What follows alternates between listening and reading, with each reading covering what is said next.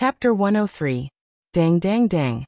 The group of steel guards from the God Prestige Battalion pulled out their swords and sabers. Each of them had a fierce look on their faces. Many of them had already released their martial spirits. The glow of their beast martial spirits and tool martial spirits merged together, as their zhenqi penetrated through their swords, revealing their sharpness. Zhang Wei unsheathed the sword on his waist, and his fire bear martial spirit roared, causing his cloak to flutter. Waves of wind swept out in all directions. This gold star instructor from the temple had an arrogant look on his face, and he growled at the 1,000-man commander of the God Might Battalion, Sikongnan. Don't think that you can do whatever you want just because the Divine Marquis thinks highly of you. Don't forget, the temple has special permission from His Majesty to have priority in obtaining military equipment. Sikongnan laughed out loud. The shadow of a purple longsword appeared on the blade of his sword. It was his martial soul. It was surging with power, and the blade was surrounded by a thick layer of battle energy.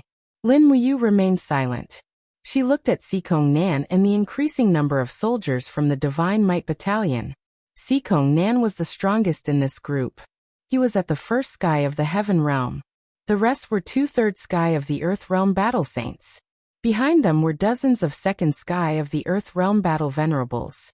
Although this was only the tip of the iceberg of the Divine Marquis Zheng Yifun's strength, it was still enough to make people speechless. More than half of the soldiers had martial souls, and dozens of them had reached the Earth Realm. It was no wonder that the 5,000 soldiers from the Divine Might Battalion could withstand the 30,000 soldiers of the Imperial Army. Seize their weapons for me.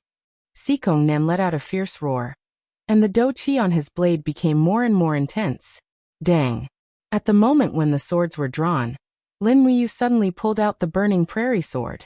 Infusing her battle energy, the fire dragon sword spirit let out a low roar. The flames turned into a wave of heat that blew out in all directions. In an instant, the Divine Might Battalion soldiers at the front were forced to take a few steps back. They couldn't even withstand the impact of Lin Muyu's aura. We are from the Divine Temple. Whoever dares to seize our weapons, come and try. If you want to seize the weapons of the Divine Temple, you will have to step over my dead body first. Lin Muyu's gaze was cold. The indigo martial spirit gourd emerged from her body and formed a protective barrier around the Sacred Hall battle robe.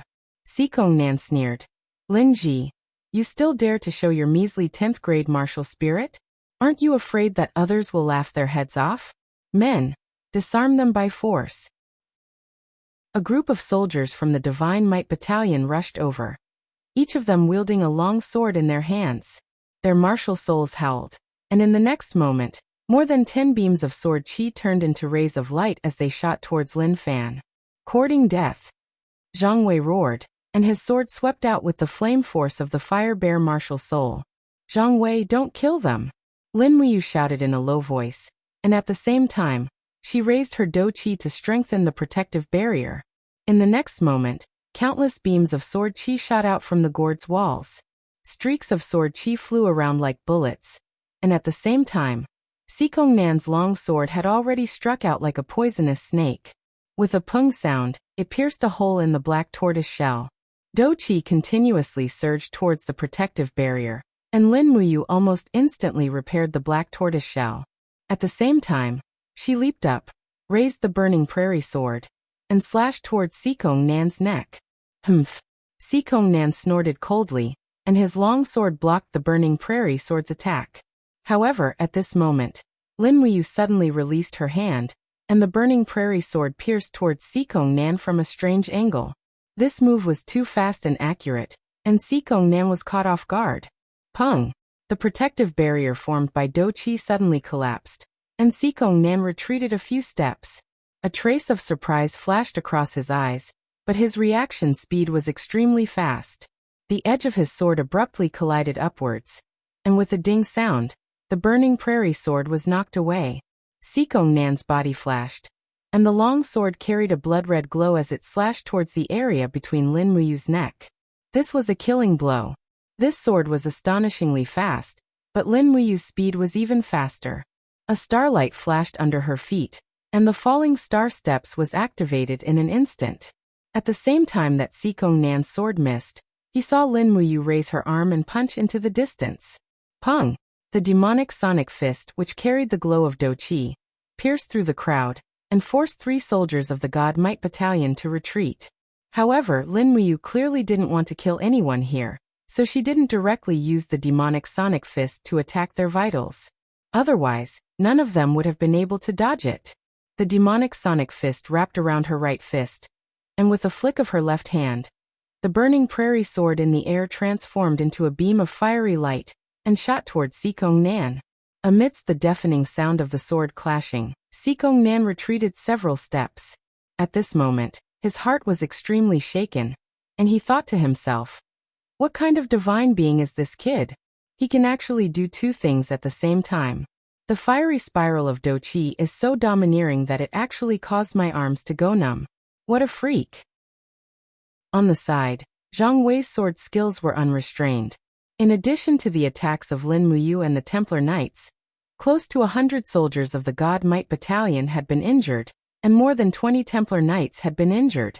The green brick floor of the quartermaster's quarters was already stained with blood. The crowd was getting more and more ferocious. Just when it looked like someone was about to die, a thunderous roar suddenly came from outside. All of you stop! Hua! A beam of golden light shot out, carrying with it a biting cold qi. It was the God binding chains. Not good. Sikong Nan hurriedly turned around, but the God binding chains were already in front of him.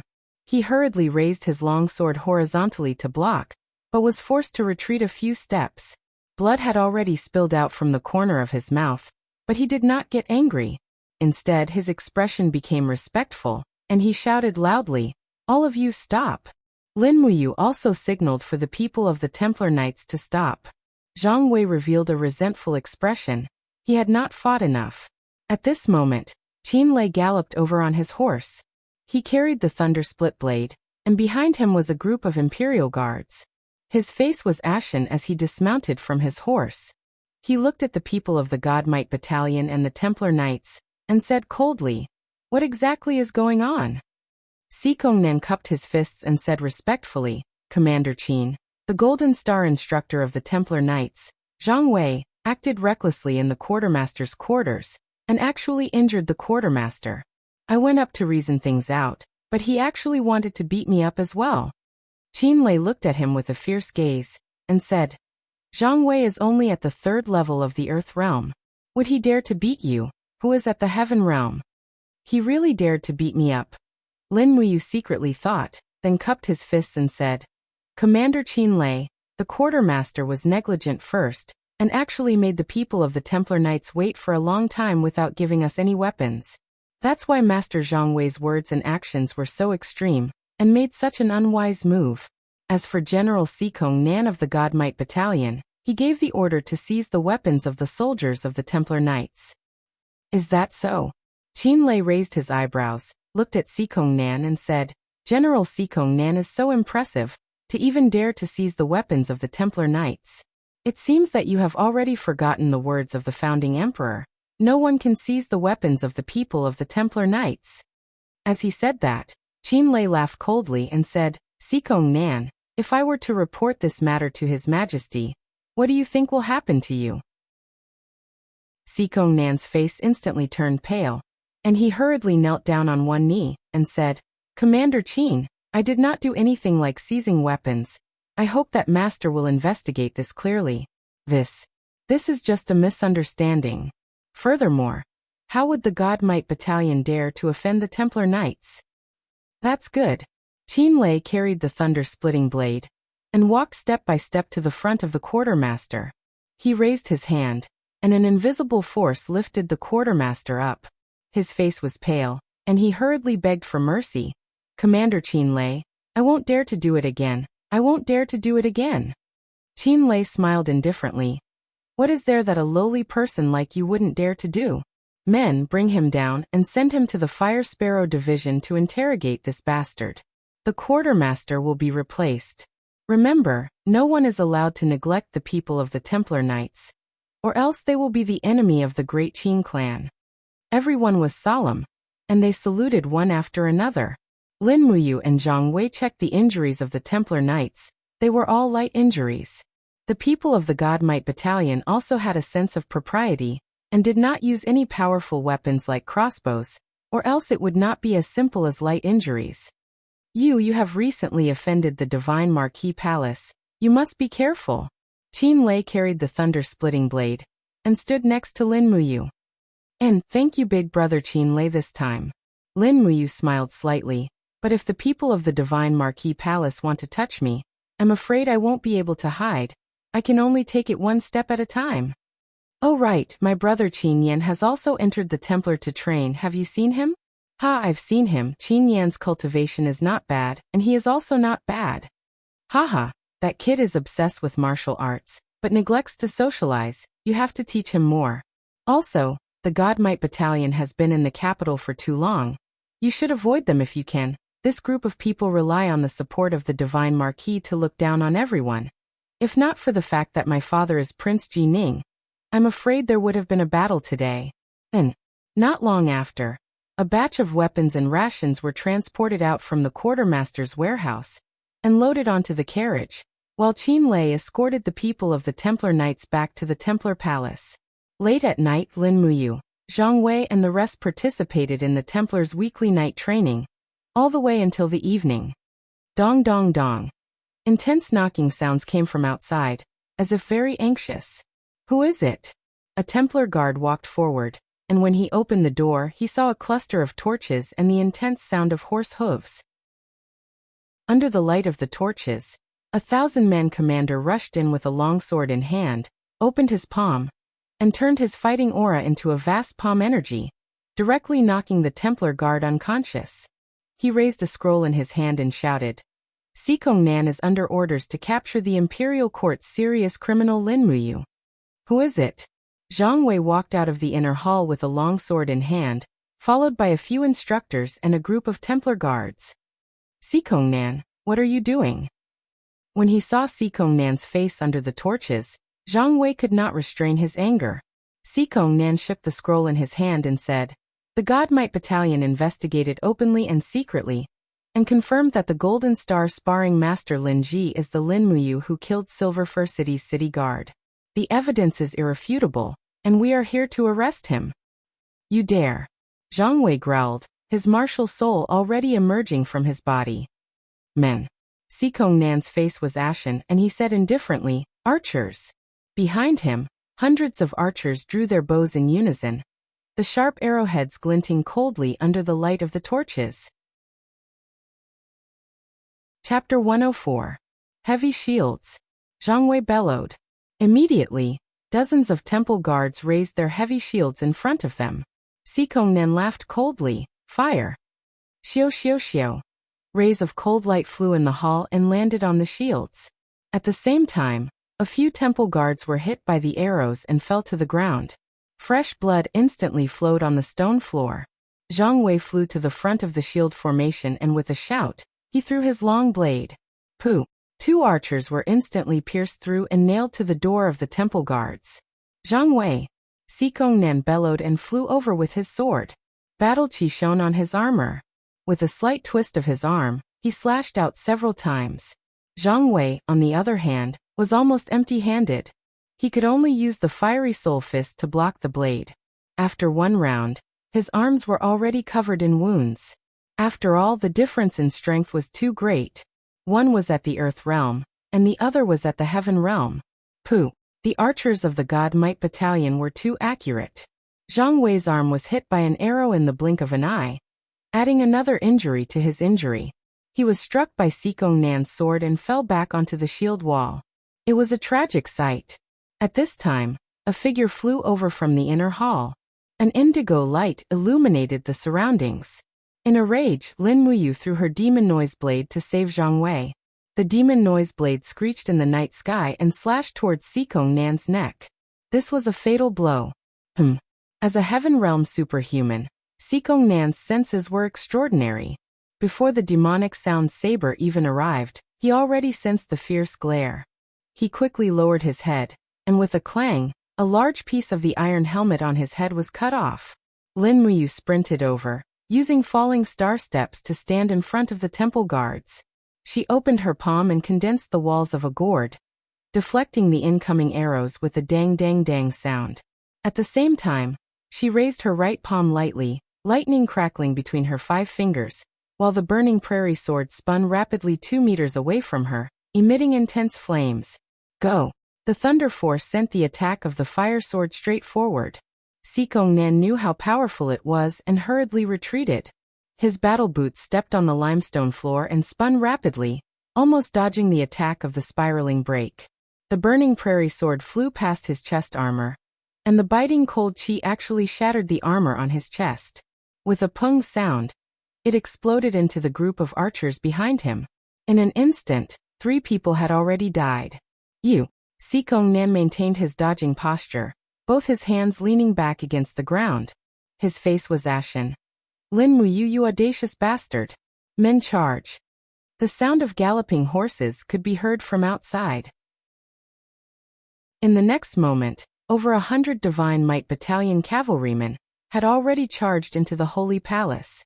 Each of them was wielding a 3-meter-long spear, and many of them even had the power of their martial souls on their spears. Seeing this, Zhang Wei hurriedly said, Lord Linji, be careful. The Divine Might Battalion's black-armored cavalry is known as the world's #1 cavalryman. Lin Muyu also knew the pros and cons, but he had no other choice.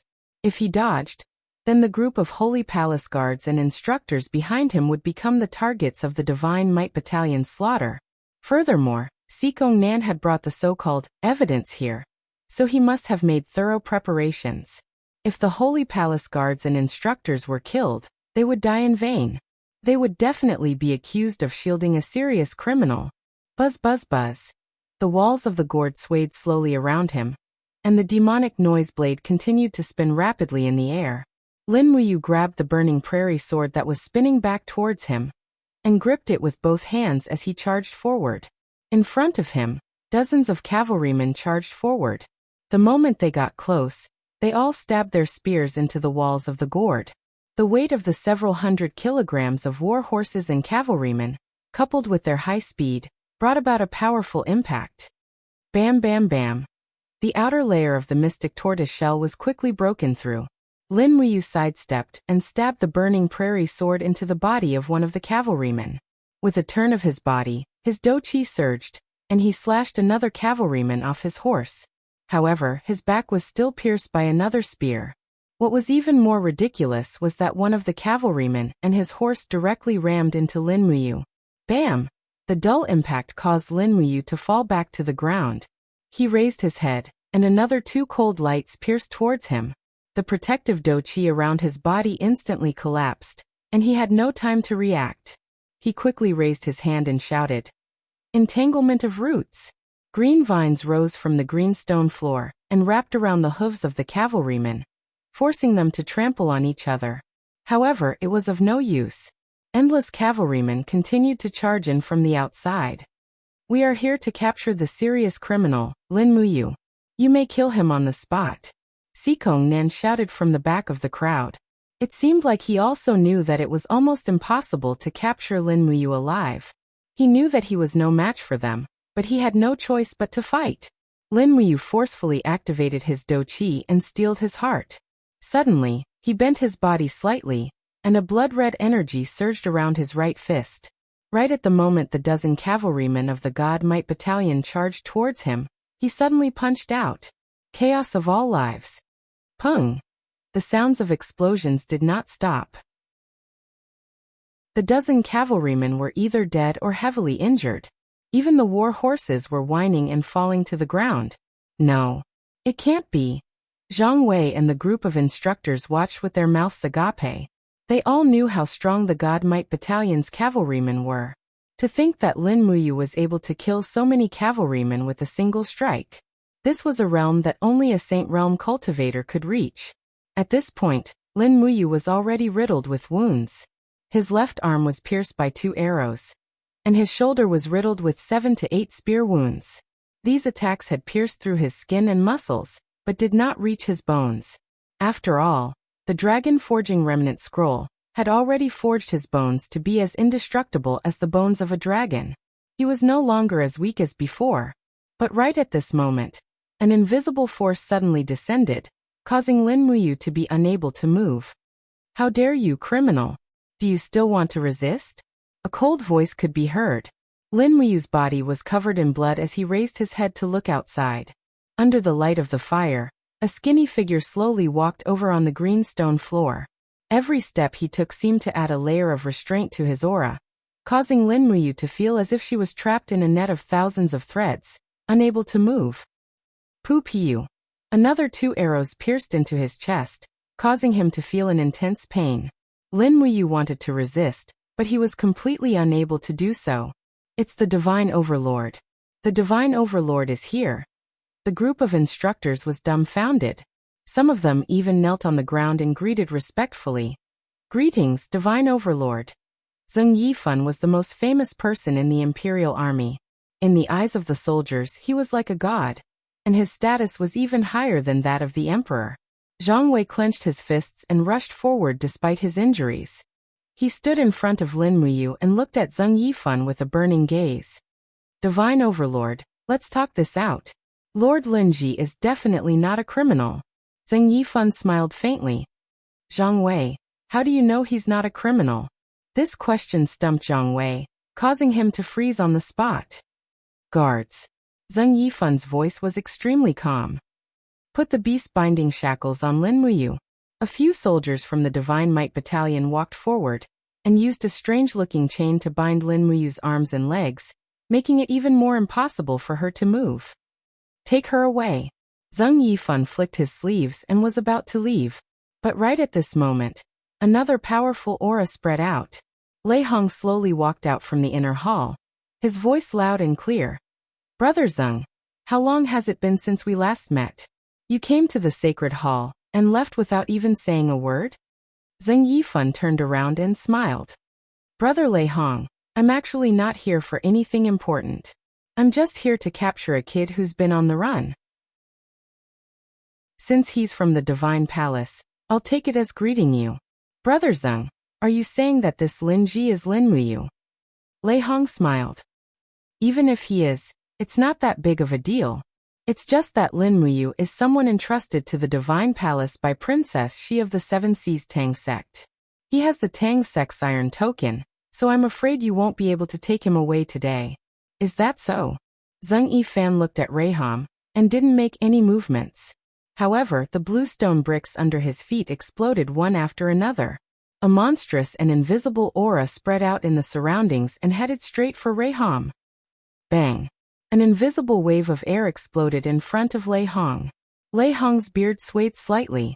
He put his hands behind his back and looked at Zheng Yifan with a smile.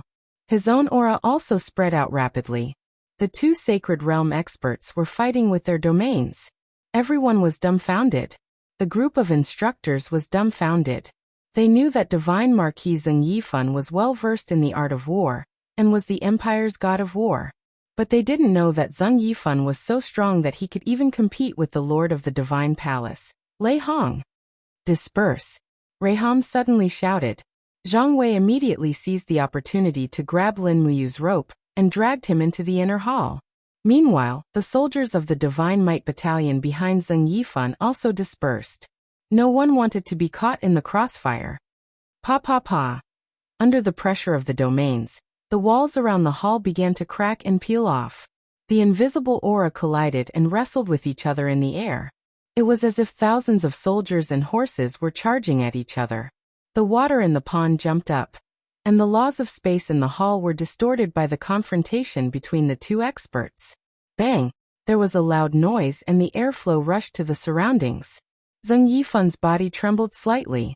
He said with a livid face, "Brother Lei Hong's cultivation has improved again." Lei Hong's face turned even paler. He said indifferently, "Brother Zheng really hid his strength well." At this moment, an unusual noise came from outside. A man in a white robe rushed in with a long saber in his hand. His face was full of anxiety. It was none other than Feng Jixing, Grand Deacon. When he saw Lei Hong's complexion, he felt a chill in his heart. He had never seen Lei Hong so weak before. Zheng Yifan said coldly, "Commander Feng Jixing, what business do you have here?" Feng Jixing cupped his fists and said, "Divine Marquis, the letter from Yu from Silver Fir City and the conclusive evidence collected by Chu Huaying of the Imperial Guard showed that Hua Tian's death was self-inflicted. His Majesty has already pardoned Lin Muyu. This is the pardon written by His Majesty himself. Zheng Yifan didn't even look at it. He turned around and said, General Feng is really capable. Chapter 105.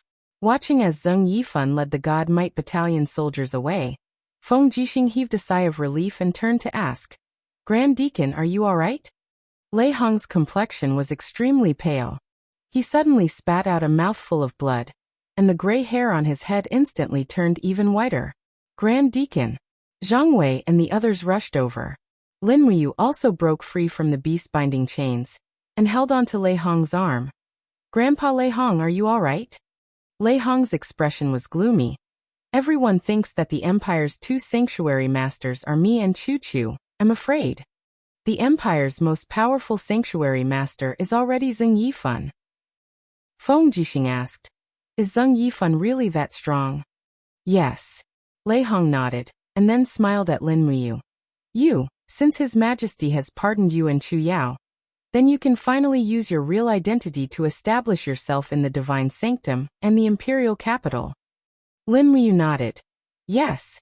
Thank you, Grandpa Lei Hong, and thank you, Big Brother Feng. Feng Jixing continued to nod. I'm afraid this may not be a good thing. How about I go see His Majesty and ask His Majesty to bestow you the identity of a royal guard. This way the Divine Marquis residents will have to think twice before doing anything to you. What do you think? Can I? Lin Muyu did not refuse. Lei Hong shook his head. No, you as our Divine Sanctum's rising star. How can we just hand him over to the royal guards? No, I won't agree no matter what.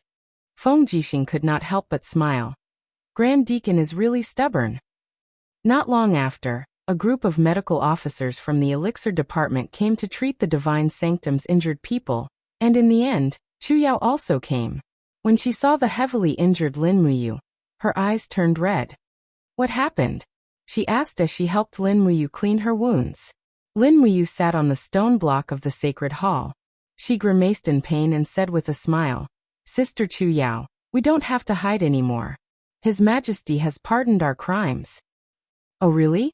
Chu Yao revealed a cheerful smile, but she was a little unhappy as she said, You're always fighting and killing. Look at yourself. How many scars are there on your body? Promise me that you won't fight so much in the future, okay? And as long as people don't offend me, I won't offend them. All right. On the side, Zhang Wei, who was being treated by another Elixir Department medical officer, looked at the two of them with a dubious expression. He said with a smile, Sire Lin Muyu is really lucky with women. He actually has such a beautiful medical officer treating his wounds, and they look so compatible. Chu Yao's pretty face immediately flushed red.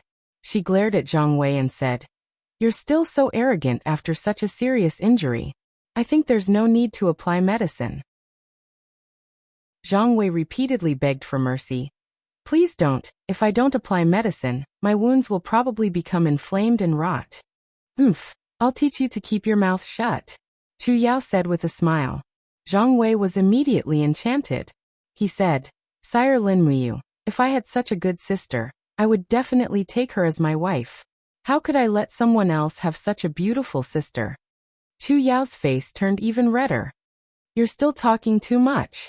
Lin Muyu sat at the side and looked at Chu Yao's bashful beauty. He was a little tempted, but he knew that he didn't belong to this world and might have to leave. If he couldn't take Chu Yao with him, then why bother messing with her heart?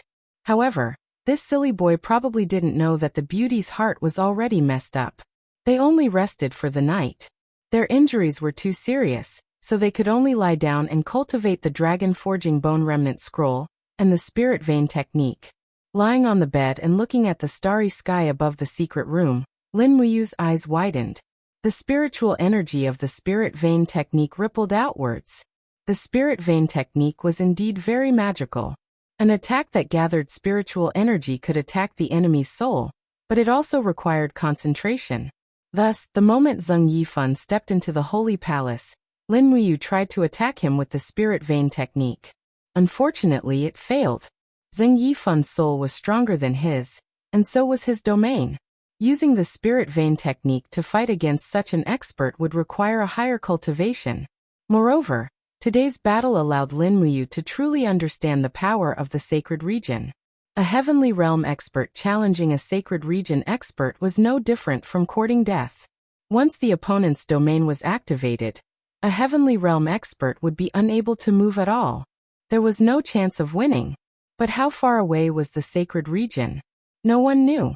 Ever since Lin Muyu stepped into the first tier of the heavenly realm, she had been stuck at level 60. Cultivation was not easy, and there were bottlenecks everywhere. As a result, Feng Jixing, Qin Lei, and the others were stuck at the first tier of the heavenly realm, unable to break through. Experts like these could be found everywhere. Lei Hong, Chu Chu, and the others had also been stuck at the first tier of the sacred region for more than 10 years. Late at night, Zetian Palace. A beautiful palace maid was sitting gracefully on a white jade bed. Beside her was an exquisite drawing board. The celestial emperor, Qin Jin, was waving his brush and sketching a beautiful woman's expression and face on the white paper. Although Qin Jin was the great emperor, he was also known as the divine hand by the world. He was a master of calligraphy and paintings. Legend had it that the great emperor had once ordered his personal officials to sell his landscape paintings to the people, and they would always fetch a high price. However, the graceful woman on the drawing board seemed to be completely different from the palace maid in front of her. The beauty between her brows was not something this palace maid could compare to. This painting did not look like her at all. Instead, it had a bit of Qin Yin's charm. Creak. The door was gently pushed open, and Qin Yin walked over to stand behind Qin Jin. She looked at the drawing board and suddenly burst into laughter. Imperial father is drawing Imperial mother again. Qin Jin was taken aback. He could not help but laugh. Xiaoyin, why aren't you sleeping? I couldn't sleep, so I came to see father. Hurry up and go to sleep. How can a girl stay up so late?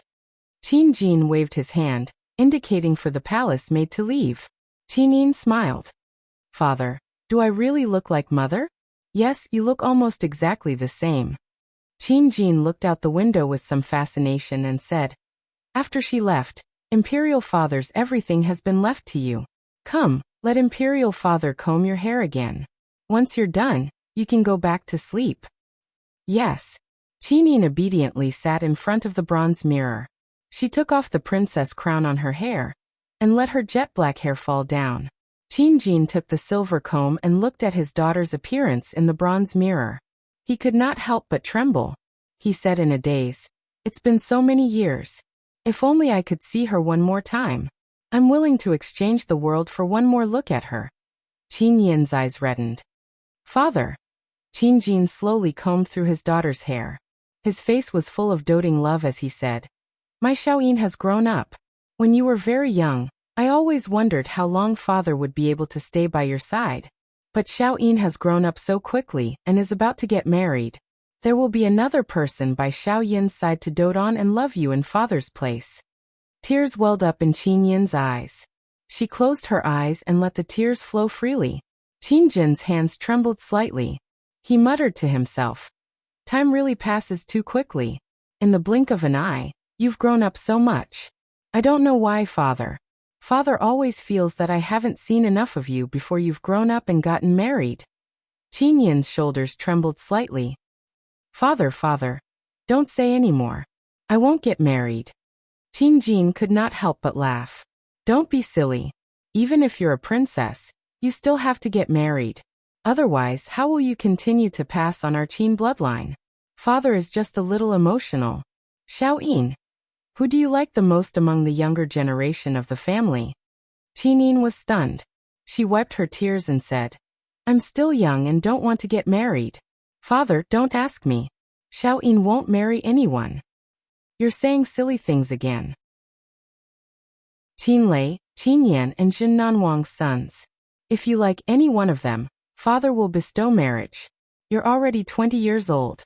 When your mother was 20, she would have already married me and become my empress.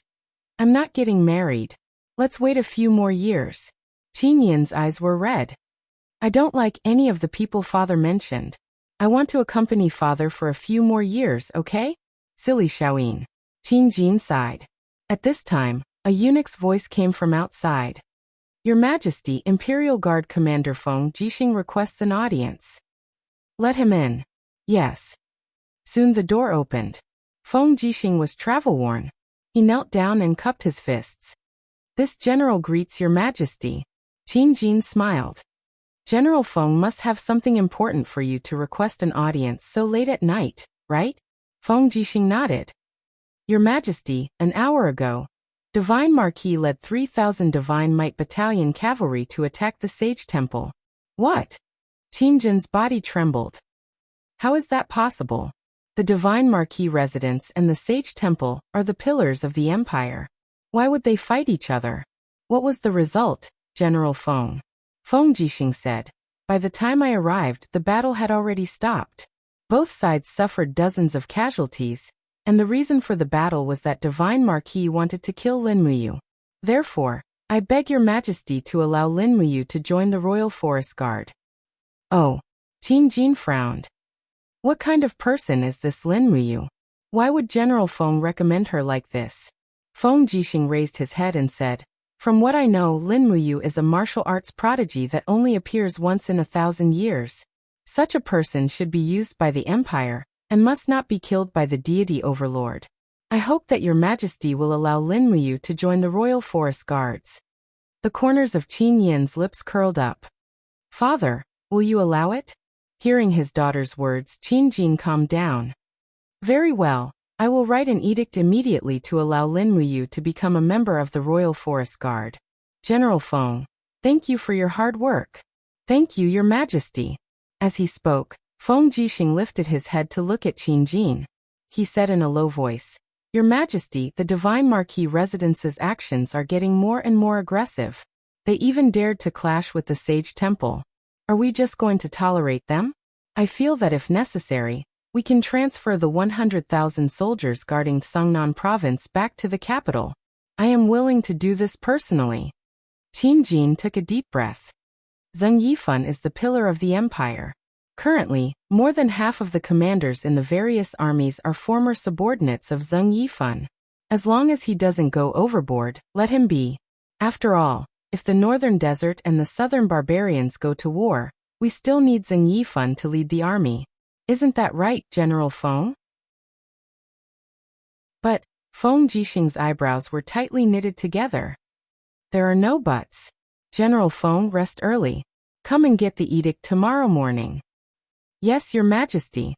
He turned and left the Zetian Hall.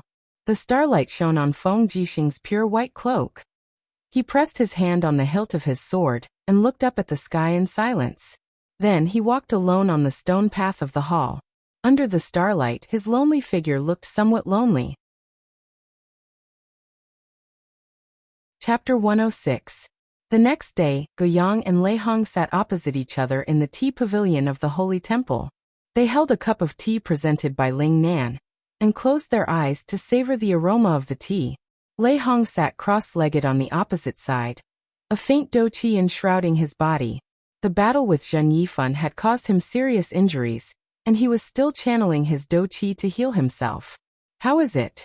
Guiyang opened his eyes and asked. Lei Hong opened his eyes slowly and said, My internal injuries have basically healed. The medicine from the spiritual medicine department is very effective, but the hidden injuries in my meridians have not been completely healed. I miscalculated. The last time I fought with Zheng Yifan was more than 10 years ago. He was merely a first-level Heaven Realm martial artist back then. I didn't expect him to have cultivated into the holy domain in these 10 years. Moreover, Zheng Yifan's Ice Soul tactics has become even more powerful. Guiyang smiled slightly. Don't worry. We were caught off guard last time. We'll be better prepared next time. I've already applied for 200 archers from the Imperial Army to be appointed as Holy Temple guards. Even if Zheng Yifan comes again, his Ice Soul tactics may not be able to withstand thousands of arrows, right? Yes, that's the only way. At this moment, a Holy Temple guard passed through the green vine-filled corridor and said respectfully, Great Deacon, General Qin Lei, the commander of the Imperial Army from the Zetian Temple, requests an audience. Oh, Qin Lei? Lei Hong was startled and said, "Invite him in." Yes. Not long after, Qin Lei, dressed in a white robe, entered the hall with a few imperial guards. He cupped his fists and smiled. Junior Qin Lei greets Great Deacon Lei Hong. Lei Hong stood up and said with a smile, "General Qin Lei has come to visit. I wonder what's the matter?" "It's about Lady Lin Muyu." "Oh." Lei Hong squinted his eyes. "What happened to you?" Qin Lei touched the back of his head and smiled awkwardly. His Majesty has already spoken to allow Lin Muyu to join the Imperial Army as a member of the Holy Temple and become one of the 200 Imperial Guards.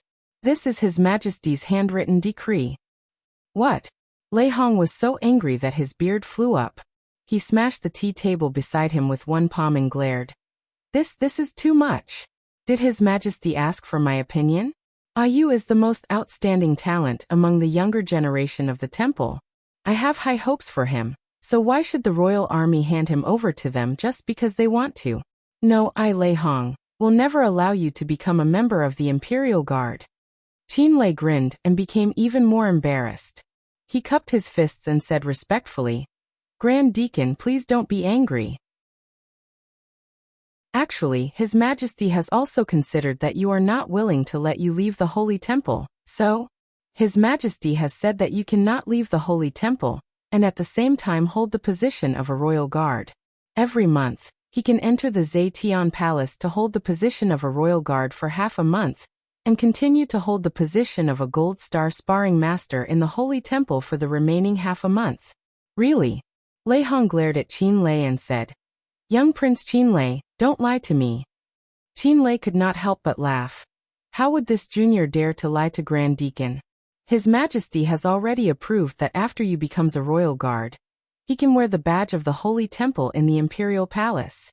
Furthermore, Yu's official rank will belong to the Holy Temple and not the royal army.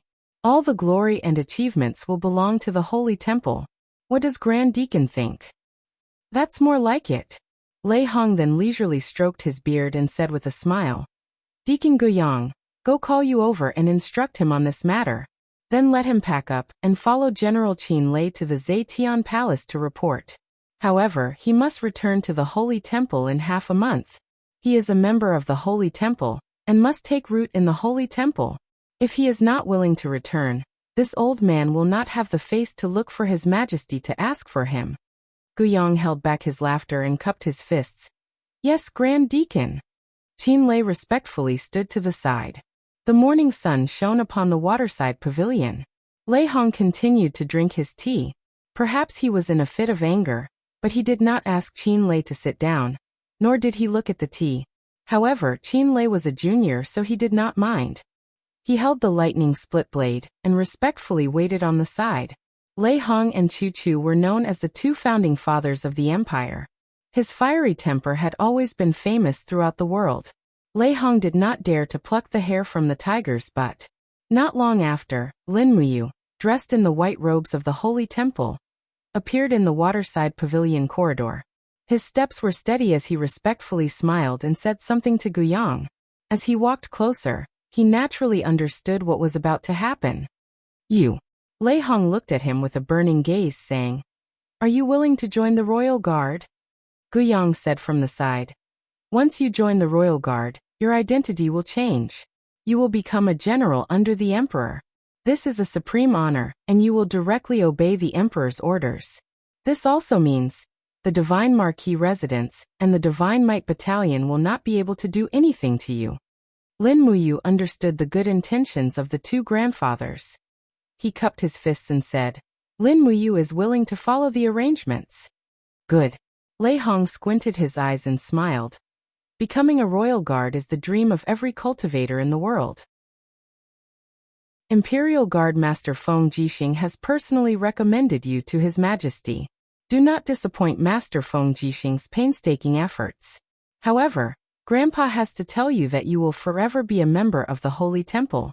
From the day you entered the Holy Temple, your soul has been branded by the Holy Temple. Therefore, no matter how high you fly, no matter how far you go, you will eventually return to the Holy Temple. Do you understand, you? Lin Muyu's body trembled. Determination appeared in his eyes and he said, Grandpa Lei Hong, don't worry. The holy temple is my home. I will return. And pack up and go. Yes. Qin Lei lightly patted Lin Muyu's shoulder from the side, hugged him, and affectionately said with a smile, "Good brother, we can work together in the future. It's really a good thing that the Imperial Forest Guard has such a peculiar expert with a gourd martial spirit like you." Lin Muyu. In the afternoon, after packing up everything, Guyang gifted the warhorse that Lin Muyu rode the most to him. Therefore, Lin Muyu carried the prairie fire sword on his back, and held the pear blossom spear wrapped in black cloth in his hand. He flipped onto the horse and followed Qin Lei and the others out of the holy temple. Lei Hong, Guyang, Zhang Wei and the others saw him off at the entrance of the holy temple. Zhang Wei cupped his fists and said, "Master Lin Muyu, we will meet again." Lin Muyu also cupped his fists and said, "Master Zhang Wei, work hard." "I will." The so-called friendship between gentlemen was probably like this. Lin Muyu and Zhang Wei had never been to places like taverns, but there was a kind of brotherhood between them that they could entrust their lives to each other. This kind of friendship between men was something that women could not understand.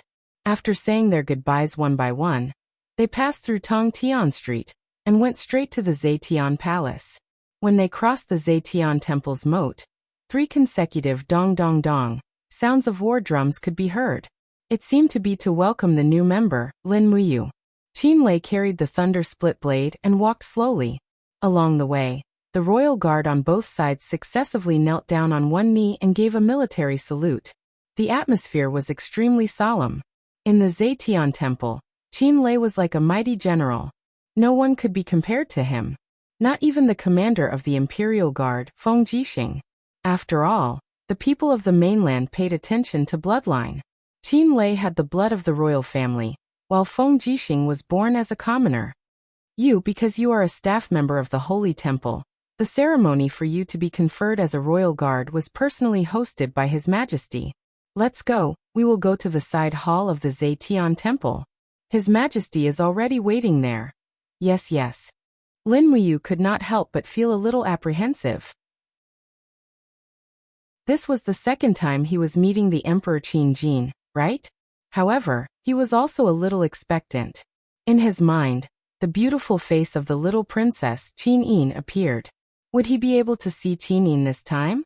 Although he had only met Qin Yin twice, this amiable, adorable, and lively heir of the family seemed to have left a beautiful mark in his heart, one that he would never forget for the rest of his life.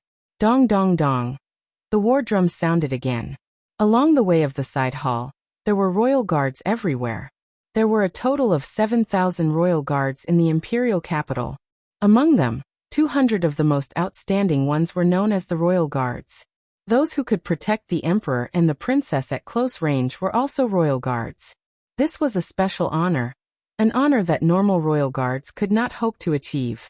Although Lin Muyu came from another world, and the world in his heart was much bigger than the people here, he was also much more unrestrained. However, at this moment, looking at the endless palace pavilions and buildings and the scene of guards in the forest, he was still shocked. This world seemed to be a deep quagmire that kept twisting and twisting, sucking him in and making him sink deep into it. Qin Lei walked at the front, the white cloak behind him swaying.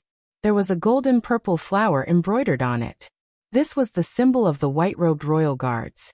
The outstanding ones among the 200 royal guards were known as the white-robed royal guards. There were only a few of them in the entire empire.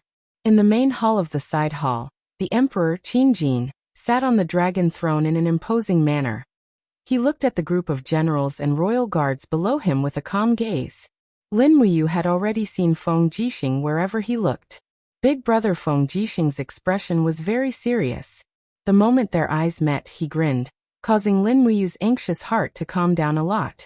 He knew that it did not matter how deep the waters in this Zetian palace were, because there were two brothers here. Qin Lei walked forward, cupped his fists and said, "Your Majesty, I have brought Lin Muyu here." Qin Jin nodded. "Announce the imperial edict." The eunuch at the side walked forward, unfolded a golden scroll and said in a clear voice, "Lin Muyu, commoner, Gold Star Sparring Master of the Divine Temple, cultivation of the first level of the Heaven State. Due to your meritorious service in protecting Her Highness Qin Yin in the dragon-seeking forest, you can be specially pardoned to join the royal guards and be bestowed with the title of third-class nobility. You will take up the position of sergeant in the royal guards and temporarily be listed as a member of the Tiger Guards. I hope that you will be able to serve the empire wholeheartedly in the future and be loyal to the Qin family. Qin Lei hinted with his gaze and said in a low voice, "Silly boy, hurry up and accept the imperial edict to express your gratitude." Lin Muyu was stunned. How would he know so much etiquette? He walked forward and received the imperial edict.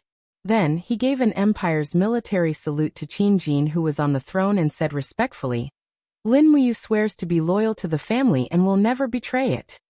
Logically speaking, after becoming a royal guard, one should have done 9 bows, but Lin Muyu did not do so. Instead, he bowed to the emperor in the manner of a soldier. Qin Jin could not help but feel a little displeased by this. He frowned and said, "Lin Muyu, why did you swear to be loyal to the family? Is it because of me?" Lin Muyu was stunned. Qin Jin's gaze became increasingly sharp, piercing through his soul like a sharp arrow. He said, "Tell me the truth. Don't lie. What is the reason for you swearing loyalty to the Qin family?" Lin Muyu raised his head to look at Qin Jin. Their gazes met, and he did not back down. After a few seconds, he said calmly, "I am willing to swear loyalty to the family for Her Highness Qin Yin." Chapter 107. When Lin Muyu said for Qin Yin, the group of generals was stunned. Many of them were already sweating on behalf of this silly boy. After all, the current emperor was still Qin Jin. However, he actually said that he was only loyal to the family for the sake of the next successor. This inevitably angered the emperor. Even Feng Jixing furrowed his brows and thought to himself, "Damn, this silly boy is going to stir up a hornet's nest. He's so honest." However, what everyone didn't expect was that Qin Jin wasn't angry at all. Instead, he stood up and held on to the emperor's sword. He smiled and said, "Well said. I'll remember this. For the sake of Her Highness Qin Yin, you must never betray the family." "Yes, Your Majesty." "All right, go." "Yes." Qin Lei secretly wiped his sweat and smiled as he said, "Rascal, let's go. Follow me to the Imperial Army's camp." "All right." After leaving the side hall, the group went straight to the Imperial Army's camp. The camp was inside the palace. Everyone leapt onto their horses and galloped away.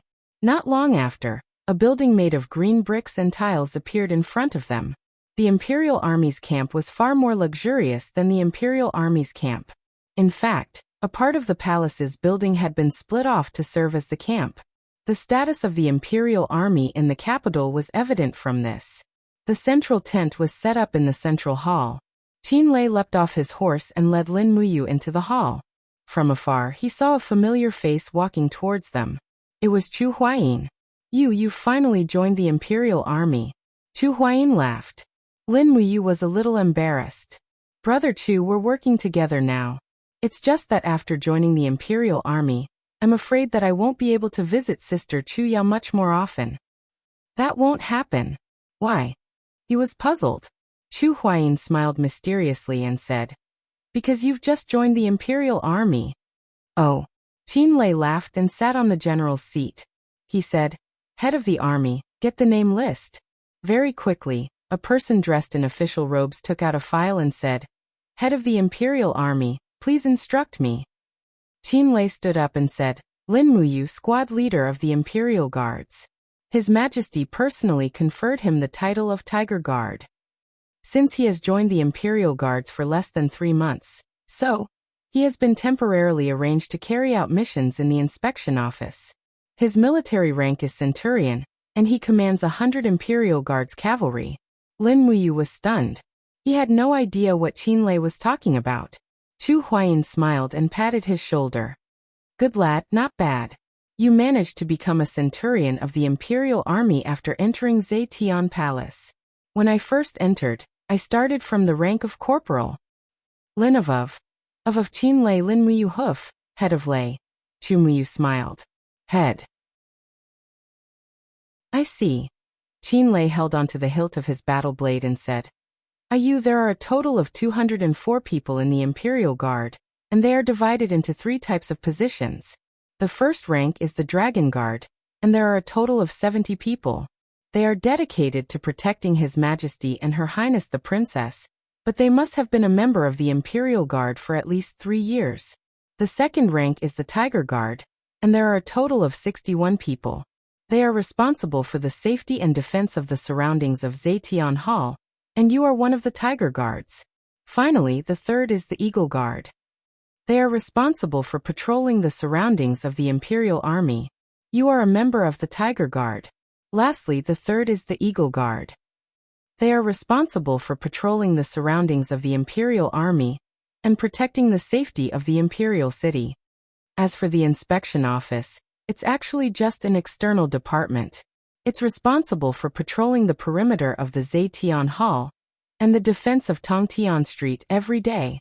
It's not a big deal, just maintaining public order. This is the only way to become a Dragon Guard. Look, Feng Jixing and I started out as Tiger Guards. Lin Muyu couldn't help but laugh. He cupped his fists and said, "Yes, I understand. That's good." Qin Lei sat down again and looked at the files on the table. He then raised his head and said, "Chu Huaying, bring you to report to the inspection office. Help him collect 3 sets of armor for the Imperial Army while you are at it." "Yes, General." Chu Huaying bowed respectfully. No matter how good his relationship with Qin Lei was, he always had to be respectful in the military camp. This was the rule. The military officer sent over 3 sets of armor. They were all the attire of the Imperial Army. However, Lin Muyu had special permission. Thus, he could only wear the Holy Temple's battle robe in the Imperial Palace. "Come put this on." Chu Huaying was like an elder brother as he personally embedded 2 military insignia on the collar of his armor. It was a silver military insignia with the image of a mighty tiger's head. It represented the Tiger Guard, and behind it were 3 silver stars. This was also the standard insignia of a centurion of the empire. At this moment, Lin Muyu was already considered a mid-level general in the army. "Let's go." Chu Huaying mounted his horse and looked at him meaningfully with a smile.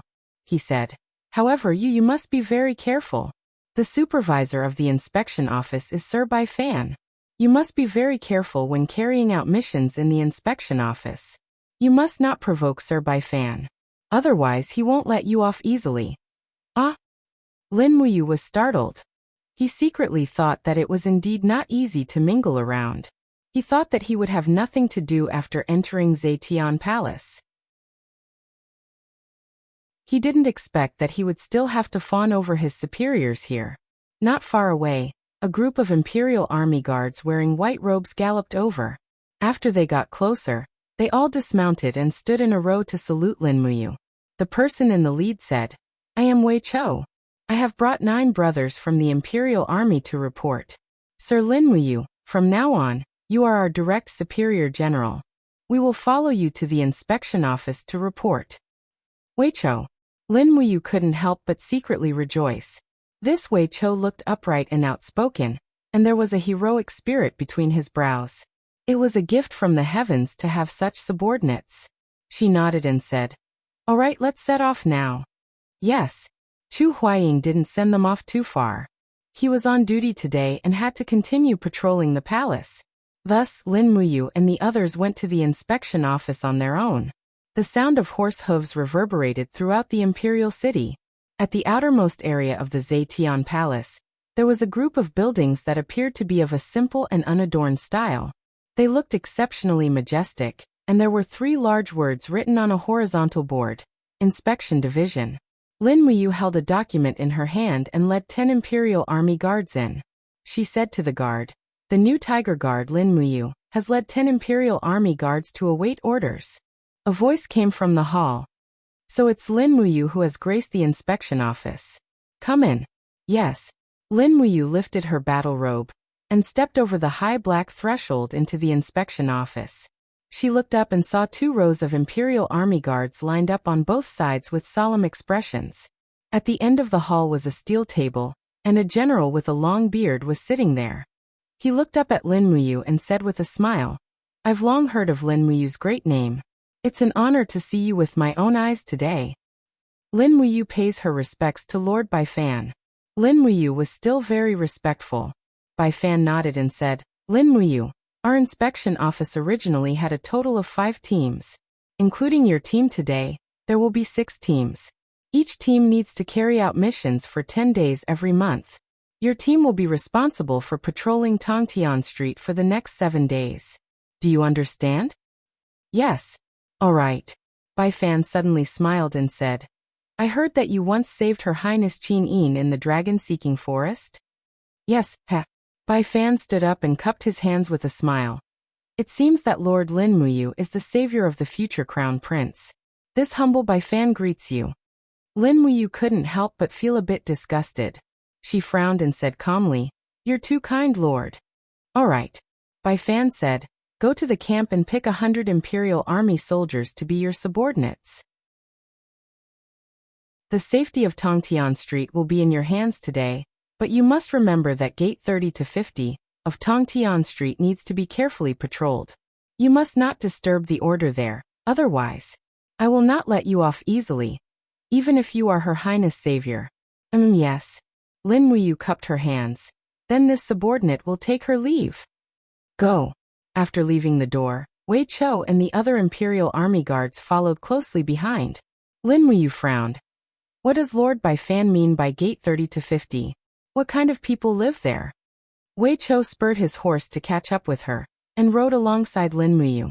He lowered his voice and said, General, Gate 30 to 50 includes the largest gambling dens, brothels, orphanages, mints, nursing homes, and so on. It is the economic center of the entire empire.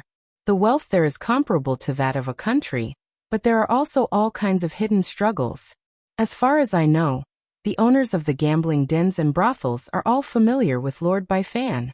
So when we patrol there, no matter what we see, we just pretend not to see it. Is that so? Lin Muyu raised her eyebrows and said, Then what's the use of us patrolling?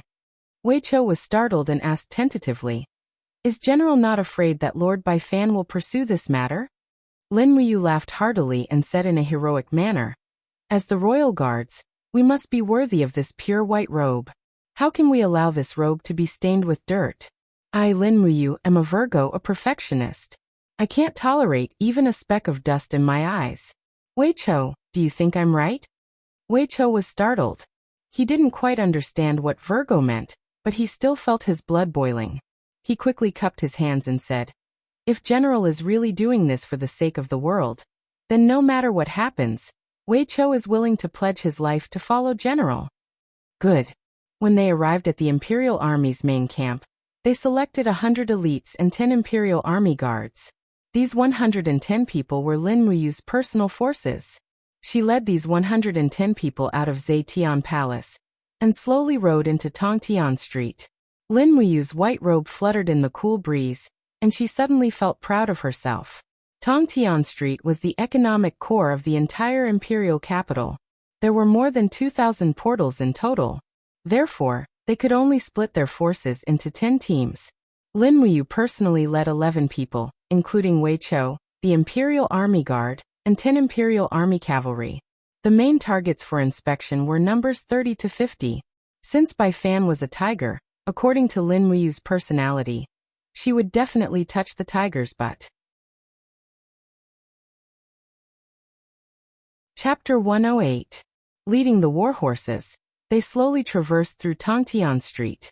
The passers-by on the road all cast respectful gazes. In the eyes of the commoners, this group of people dressed in white was a symbol of power. So many people gave way. Lin Muyu frowned and said in a low voice, The commoners are afraid of us? Wei Chou smiled awkwardly. Yes, but also not. How so? Wei Chou said, The Imperial Army is the largest part of the Imperial capital's defense force. It is said that 7,000 people can ensure the Imperial capital is impregnable, but, on normal days, the Imperial Army is actually in a state of inaction, and there are even frequent incidents of invading and harassing the commoners. Commander Qin Lei is busy with official duties, and does not have the time to care about these things.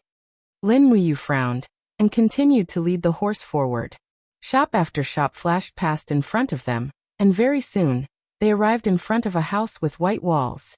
The faint sound of a woman crying could be heard from inside. With a creak, the door opened, and a group of more than 30 women in ragged clothes walked out under the escort of guards. Each of their faces were ashen, and their eyes were lifeless. "Hurry up and leave, you lowly servant." A guard raised his hand and used the hilt of his sword to fiercely smash a woman's shoulder, causing her to stagger and fall to the ground. She raised her head and looked angrily at the guard, but did not say a word. Lin Muyu was instantly petrified. That woman's eyes were so similar to Xiang Xiang's. "What's going on?" Lin Muyu flipped over on the horse and rushed over. She had already raised her hand and pulled out the burning prairie sword. The long sword quickly pierced through, and with a kung, it broke the body of the sword that the guard raised again. "How dare you, who is it?" The guard quickly turned around and saw Lin Muyu riding over on a horse, and the insignia of a centurion on his collar. He hurriedly and respectfully said, "General, greetings to the general." "What's going on with these women?" Lin Muyu asked indifferently. The guard was startled and said, "General, this is the nursery hall. These women are naturally the camp concubines. I am currently bringing them to the Imperial Army camp to carry out the daily task of washing clothes." Behind him, Wei Chou caught up and said, "General, these are indeed camp concubines." "What is a camp concubine?" Lin Muyu asked. Ingji is. Wei Chou found it hard to say it out loud. He clenched his teeth and said, "Ingji is also known as the laundry girl. She is responsible for washing clothes in the army. In addition, Ingji is also responsible for dispelling the soldiers' desires. So General." Lin Muyu looked at the group of girls in front of him. Each and every one of them had lifeless eyes. Some of them were even very young, but their bodies were already riddled with scars. Instantly, an indescribable anger rose in his heart. He raised his hand and grabbed the burning prairie sword that was circling back and said, "Take them back. Guards, follow me into this nurturing hall. I want to see what this nurturing hall is exactly." "General." Wei Chou hurriedly stopped him. "This rule has been passed down since the era of the god of war, Xiang Wentian. We can't break this rule." Lin Muyu's heart ached. She gritted her teeth and said, "Wei Chou, are you willing to see them continue to suffer? If you can't bear it, then follow me in." "Yes, General." 10 Imperial guards got on their horses and charged through the door of the nurturing hall. The dozens of guards inside the door didn't dare to resist when they saw the Imperial guards. They all stood there dumbstruck. This was a large courtyard. Not far away, the miserable cries of young girls could be heard. Lin Muyu spurred her horse forward and directly knocked open the door of a room in the corner. She saw a fat body wriggling on top of a young girl's body. "Who is it?" Fatty turned around with a ruthless expression and shouted, "How dare you spoil my plans? You're courting death." He didn't even look at who it was. He grabbed a saber from the side and rushed over. His martial spirit appeared on the saber. This person's martial arts attainment wasn't low. Although he was fat, he was very agile. Lin Muyu flipped off her horse. She gently extended her sword and sucked the opponent's long saber. She quickly turned and retreated, bringing Fatty out of the room. The moment he was lured out of the room, Lin Muyu's entire body erupted with a wave of do qi.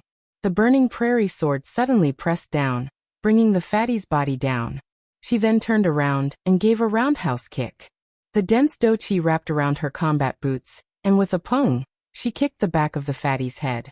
How could the fatty withstand such an attack under the influence of anger? His entire body flew up and crashed into the wall. The bluestone tiles scattered all over the floor. The fatty's protective Zhen-Qi had completely shattered, and he had already fainted. The surrounding people stood there dumbfounded. Only a young guard muttered, "Lord Zhao's cultivation level is at the second firmament of the Earth realm. He was defeated in one strike. This Lord Imperial Guard is so powerful." Lin Muyu raised his head and looked into the room. The girl was sitting naked on the bed, crying in pain. He slowly walked back into the room. He raised his hand and pulled the white battle robe from behind him. He put it on the girl and said, "Don't cry. It's all over now." The girl suddenly tore off her battle robe and threw it on the ground. Her eyes were filled with despair. She looked at him with a pair of blood-red eyes and said, Stop pretending. You soldiers are all beasts, all beasts. Lin Muyu stood there in a daze. He didn't explain anything. He turned around and closed the door. There was a commotion outside. Another group of guards rushed in. The leader wore the rank of a chiliarch. He said with a livid face, "What happened? What's going on?" One of the guards said, "General Manjin, when Lord Zhao was opening a camp concubine, this royal guard suddenly barged in and knocked Lord Zhao out." Manjin looked at Lin Muyu with a face full of rage. "Who are you? Do you know the rules? Attacking the nursery is the same as attacking the Empire's army. Do you, the Imperial Guard, understand? Can this place represent the Empire's army?" Lin Muyu raised his eyebrows. His body was covered with dense do qi, and his martial soul was about to be unleashed. He looked at the group of soldiers in front of him and said through gritted teeth, "You guys treat women as tools to satisfy your lust and humiliate them. You guys don't treat humans as humans and trample on them like this. You guys are not fit to call yourselves soldiers of the Empire. The territory of the Great Qin Empire would have been destroyed if it was left to useless people like you to protect it." You. Manjin's face was full of anger. He could feel Lin Muyu's powerful fighting spirit. He knew that he was no match for this squad leader. He pulled out his sword and said, "Soldiers with spears surround him. I don't care if he's from the Imperial Guard or some other army. I, Manjin, will send him to the military law office for hurting people in the nursery. Come on." The corner of Lin Muyu's mouth curled up, revealing a handsome smile. He actually took the initiative to provoke them. Behind him, there was a group of girls in disheveled clothes shivering in the room. These girls were collected from various places. Their only purpose was to use their bodies to please the Empire's army. "Go!" Manjin shouted. Immediately, a large group of soldiers with spears surrounded them. The men brought by Lin Muyu were not to be trifled with. Wei Chou pulled out his sword with a roar and swung it. He concentrated his true energy into the blade, and turned it into a sword aura that swept through the crowd. In an instant, 7 or 8 spears were chopped off by him. As expected, none of the Imperial Guards were easy to deal with. The rest of the Imperial Guards also pulled out their swords. Some of them had already mounted their horses, and were ready to charge. More and more soldiers poured into the room. The insignia on their shoulders indicated that they were from the Imperial Guards. Lin Muyu even recognized that Manjin was a chiliarch of the Imperial Guards. Wang, lightly raising her finger, she controlled the burning prairie sword that was enveloped in flames. Ready to attack at any moment, Lin Muyu said indifferently, "General Manjin, the commander of the Imperial Guards, Feng Jixing, is my big brother. I don't want to hurt the relationship between us. If you know what's good for you, immediately withdraw your men. Otherwise, don't blame me for being rude." After all, Manjin was a chiliarch. How could he endure such humiliation? Waving his sword, he shouted, "What's the point of talking so much? Attack!" A group of soldiers with spears leveled their spears and charged in from all directions. Lin Muyu had a clear view of the situation. With a light wave of her left hand, the martial spirit gourd immediately condensed into the wall of the gourd. Dang dang dang. The spears of the Imperial army were repelled.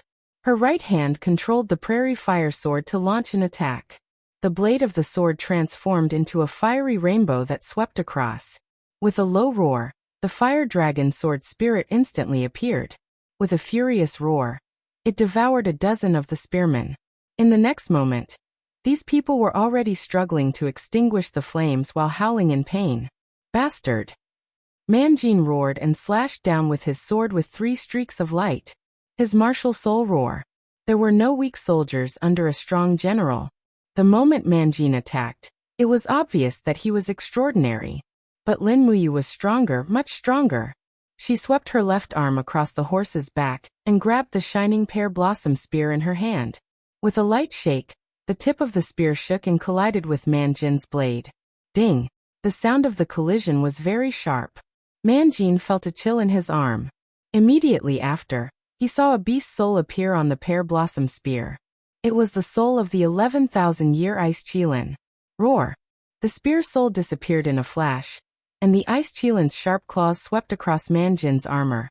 Snowflakes fell, and in the next moment, Manjin was forced to take a few steps back.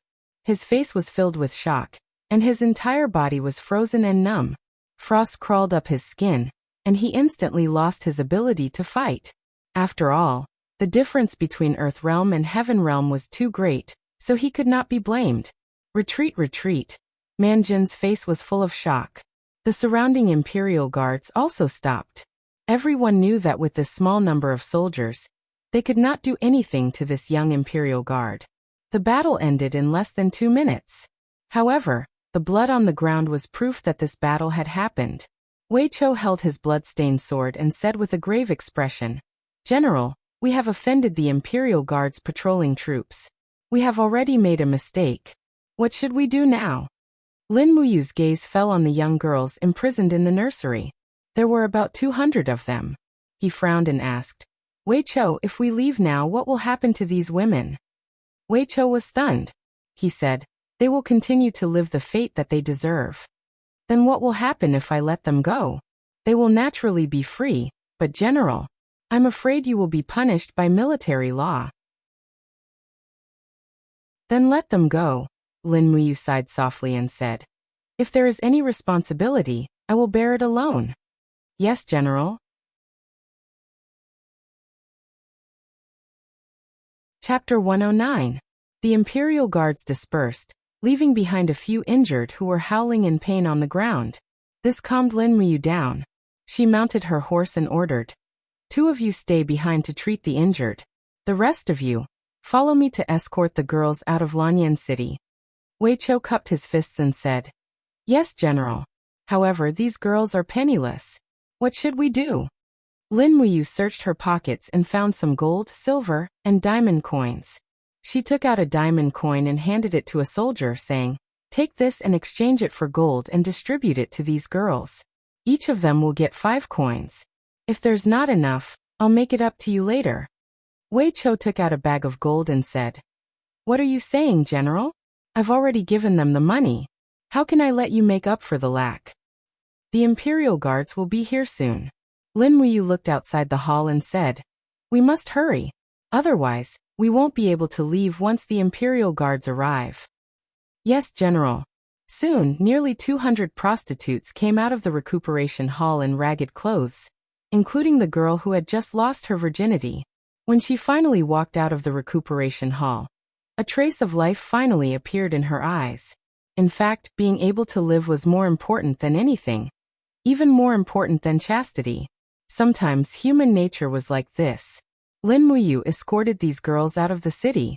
She had a patrol token on duty, so she didn't encounter any obstructions when she left the city. The autumn wind was warm outside the city. The group of girls each took out a gold and knelt by the side of the road, thanking her sincerely. Some of them even hugged their heads and cried. Lin Muyu sat on her warhorse and closed her eyes.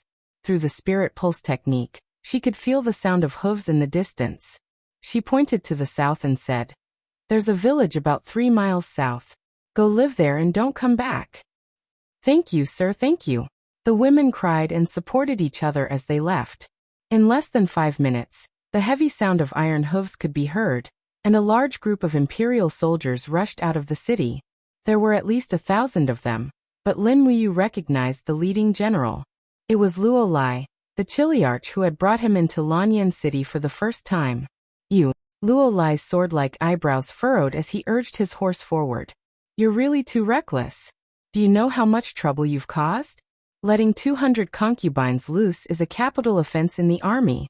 Lin Muyu said apologetically, "Lord Luo Lai, I'm really sorry. This time, I injured a soldier of the Imperial Guard. I was indeed too rash, but I really can't bear to see a girl being humiliated in front of me. If I can endure all of this, then I don't deserve to wear this white robe. I'm sorry." Sigh. Luo Lai let out a long sigh. The nursery hall is where the Imperial Army gathers the concubines in Lanyan City. It's directly under the jurisdiction of the Divine Marquis Constabulary. You've destroyed the nursery hall this time. The Divine Marquis Constabulary will definitely not let you off.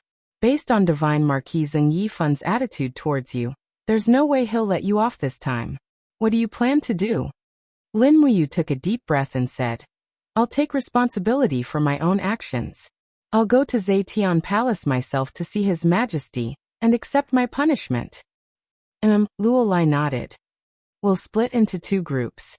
I'll leave 500 cavalrymen to escort you to Zetian Palace. You must be careful.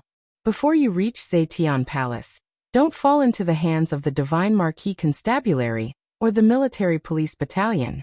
Zheng Yifan and Xiang Yu aren't easy to deal with.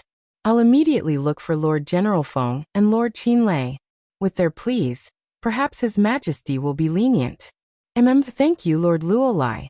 Let's go. The Imperial Guard will have to confiscate your weapons first. Is that all right? After handing over the Burning Prairie Sword and Pear Blossom Spear, Lin Muyu dismissed Wei Chou and the rest of the Imperial Guards, allowing them to return to the patrol station to hand in their orders.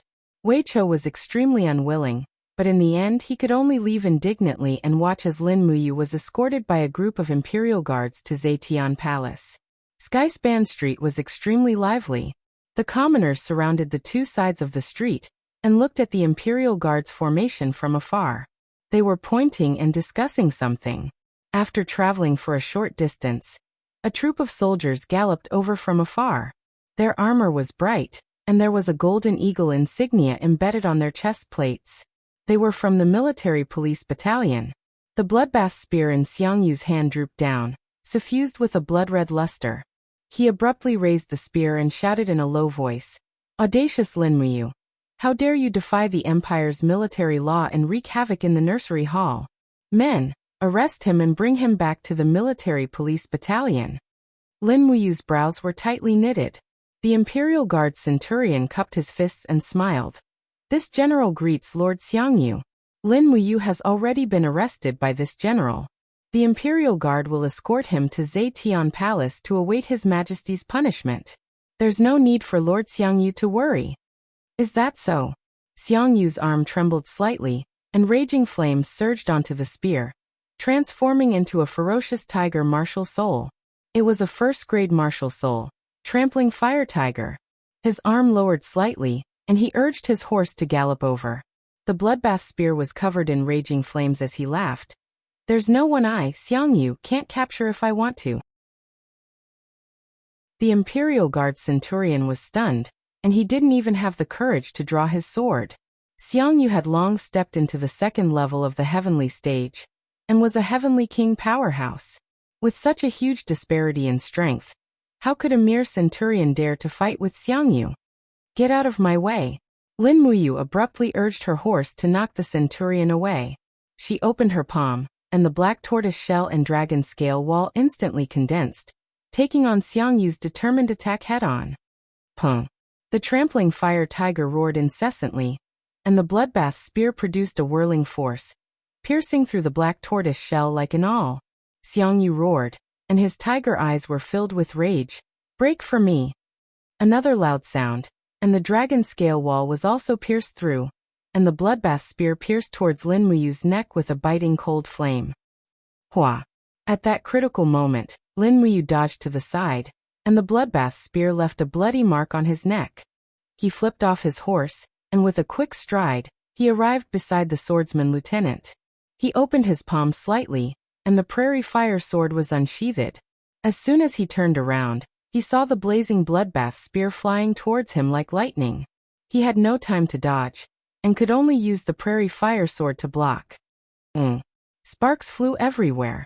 Xiang Yu's strength was just too strong, and he was sent flying backwards, crashing into a wall behind him.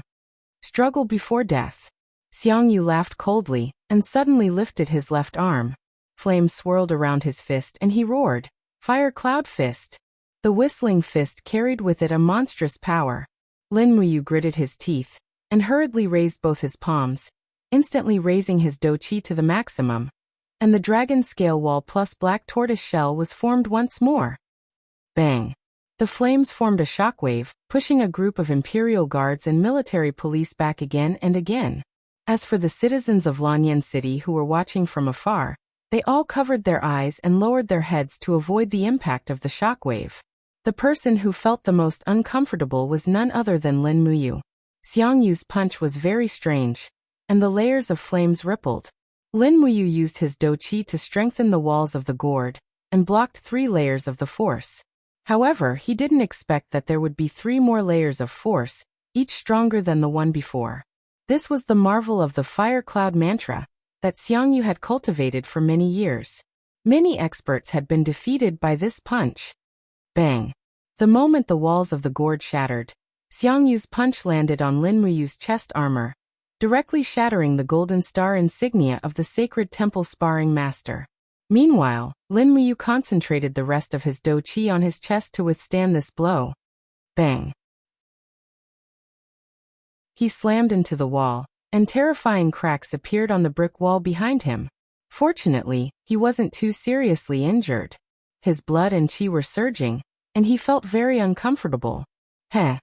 Xiang Yu sneered, and the bloodbath spear thrust forward like lightning.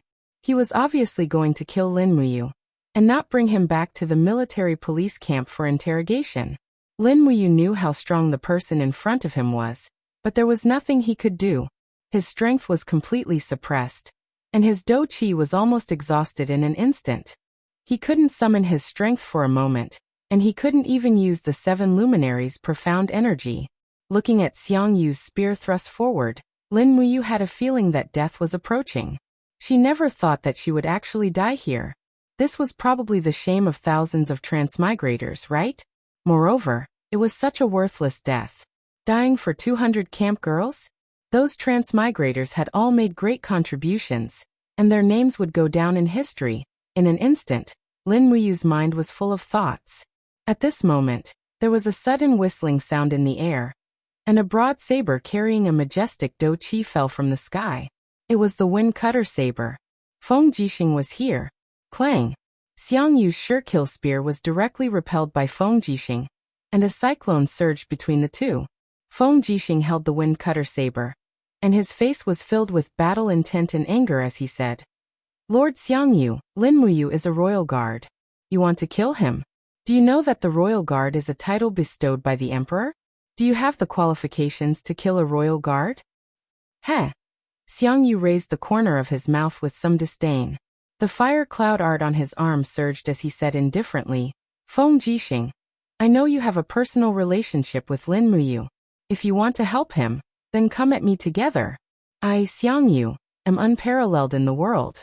So what if I fight the 2 of you alone?" Feng Jixing said, "You really aren't willing to let Lin Muyu off today?" "That's right." Xiang Yu's eyes were filled with killing intent as he said. He destroyed the nurturing hall and openly challenged the empire's military law. This is already equivalent to challenging the dignity of the god of war, Xiang Wentian. As Xiang Wentian's descendant, how can I allow such a person to live in this world? Lightly swinging the wind cutter saber, Feng Jixing said indifferently, "Lord Xiang Yu, I Feng Jixing have always respected you as a hero. But if you insist on killing you today, then you'll have to step over my Feng Jixing's corpse." As he spoke, Feng Jixing raised his saber and shouted, "All Imperial Guards, listen up. This is a personal grudge between me and General Xiang Yu. None of you are allowed to make a move, even if I, Feng Jixing, die in battle." Xiang Yu sneered, "You're courting death. I've killed many heavenly realm powerhouses, but I've never killed an empire's commander. Then I'll start with you." Chapter 110. Do you still have strength? Feng Jixing held the wind cutter and asked in a low voice. Lin Muyu was recovering and said in a low voice, "I still need a few more seconds to recover the flow of battle qi. Brother Feng, I'm so sorry." "Silly boy, what are you talking about?" Feng Jixing had his back to Lin Muyu, his white cloak fluttering, and said with a smile, "You just did what I Feng Jixing wanted to do for many years but didn't dare to do, heh?" Lin Muyu was stunned, and her heart warmed. The man in front of her was indeed like a big brother protecting her. Such a close friend was hard to find in a lifetime. Holding the burning prairie sword tightly, Lin Muyu suppressed the surging aura in her body in less than 10 seconds, regained control of the battle qi in her body, quickly summoned the martial soul gourd to condense the black tortoise shell and dragon scale wall, and stood side by side with Feng Jixing. Feng Jixing growled, and the second-class martial soul, purple electric flame wolf, surrounded his body with fierce flames. Facing the challenge of two Heaven Realm powerhouses, Xiangyu was extremely calm. He raised his hand and threw the bloodbath spear. With a clang, the spearhead went straight into the wall. He clenched his fist, and his martial soul came out of his body. He said with a smile, "I haven't fought for a long time. Come." As he spoke, he took the initiative to attack. His iron fist was surrounded by raging flames, and like a mad dragon coming out of the sea, he rushed towards Feng Jixing's saber. Feng Jixing didn't dare to be careless. His body sank slightly, and the wind cutter was surrounded by a blue airflow. He suddenly turned around and slashed out a mighty blow. The first style of the wind cutter technique, Desert Gale. Many of the imperial generals were well versed in the wind cutter technique, but he was the only one who could use it as smoothly and domineeringly as Feng Jixing. After a collision, the fist force of the fire cloud fist was forcibly dispersed. However, Xiangyu's punch was astonishingly fast, and the second punch followed, directly hitting Feng Jixing's protective battle chi. Peng. Feng Jixing took a few steps back, his face full of shock. Was this Xiangyu's true strength? Ha ha ha. Xiangyu laughed wildly, then turned around and blasted a punch towards Lin Muyu. In his mind, Lin Muyu was the weaker of the two, so killing him first was the best strategy. The burning prairie sword spun in the air with blazing lightning. Lin Muyu used lightning to control the sword with one hand, and suddenly clenched her right fist. Streaks of blood-colored cyclones quickly condensed in the surroundings. It was a move of the seven luminaries' profound energy, chaos of all life. Bang! The surrounding earth trembled slightly, and both Lin Muyu and Xiangyu retreated several steps at the same time. A cyclone surged out with the two of them as the center. Both of them were shocked. Xiangyu didn't expect Lin Muyu to have such a vigorous and domineering strength, and Lin Muyu didn't expect Xiangyu to be able to eat the complete chaotic lumen of the common people, without any injuries. Could it be that this person was stronger than a Saint Realm expert like Tsang Baiha? Swoosh! For Feng Jixing's second slash, the battle saber was wrapped in hot sand, and the surface was suffused with a dazzling golden light. The purple electric flame wolf martial soul was added to the battle saber, and a fierce strike fell from the sky. Hot sand golden. Xiangyu let out a low roar, and streaks of chaotic flames rose above his arms, condensing into a fire lotus in the blink of an eye. He held a scorching fire lotus in one hand and blasted it out, shouting, "Feng Jixing, have a taste of this father's chaotic 9 strikes." The first strike, chaotic fire lotus. Bang! Piercingly cold flames bloomed in the air, and Feng Jixing was forced to retreat along with his saber. However, his handsome face was full of determination. His battle chi soared in the air, and he raised his battle saber for the third slash. His body was wrapped in a violent wind, and the world suddenly darkened as if all the light was absorbed. This slash seemed to have become a storm. Violent blade storm. The corner of Xiangyu's mouth curled up, and his body slightly bent. Chaotic energy gushed out from his palm, and his feet suddenly stomped on the ground, crushing countless bricks. Bang! He left the ground. The third strike of chaotic 9 strikes. Chaotic heaven splitter. Boom! The power of the storm and the chaotic energy collided in the air, and Xiangyu's violent and domineering power raged, and Feng Jixing was instantly sent flying along with his saber. Swoosh! Xiangyu turned around and saw a long sword with a scorching spiral of flames flying toward him. It was Lin Muyu's dragon flame spiral break. This strike was imbued with true dragon essence fire, and he was going all out. Damn it! Xiangyu cursed under his breath. He could clearly feel how powerful this strike was. Without thinking, he spread his arms apart, and the chaotic energy surged in his palm, turning into a black vortex that blocked in front of him. This black vortex was like a black hole that could devour all power. Xiangyu's eyes widened and he roared, "You're courting death." The sixth strike of chaotic 9 strikes. Chaotic annihilation. Bang! Bang!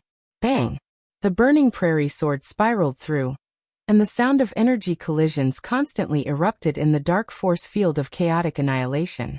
Xiangyu's face was ashen, and his veins were bulging. He almost used all the battle energy in his body to support the chaotic annihilation. Just when he was about to collapse, he saw Lin Muyu leap up from the ground. Her iron fist was surrounded by demonic energy, and she directly punched at his chest. Two luminaries' demonic dance. Xiangyu was flustered. He raised his left arm, and with a clang, he knocked away the burning prairie sword. He raised his right arm in front of his chest, and his battle energy formed an aura shield to protect himself. Bang!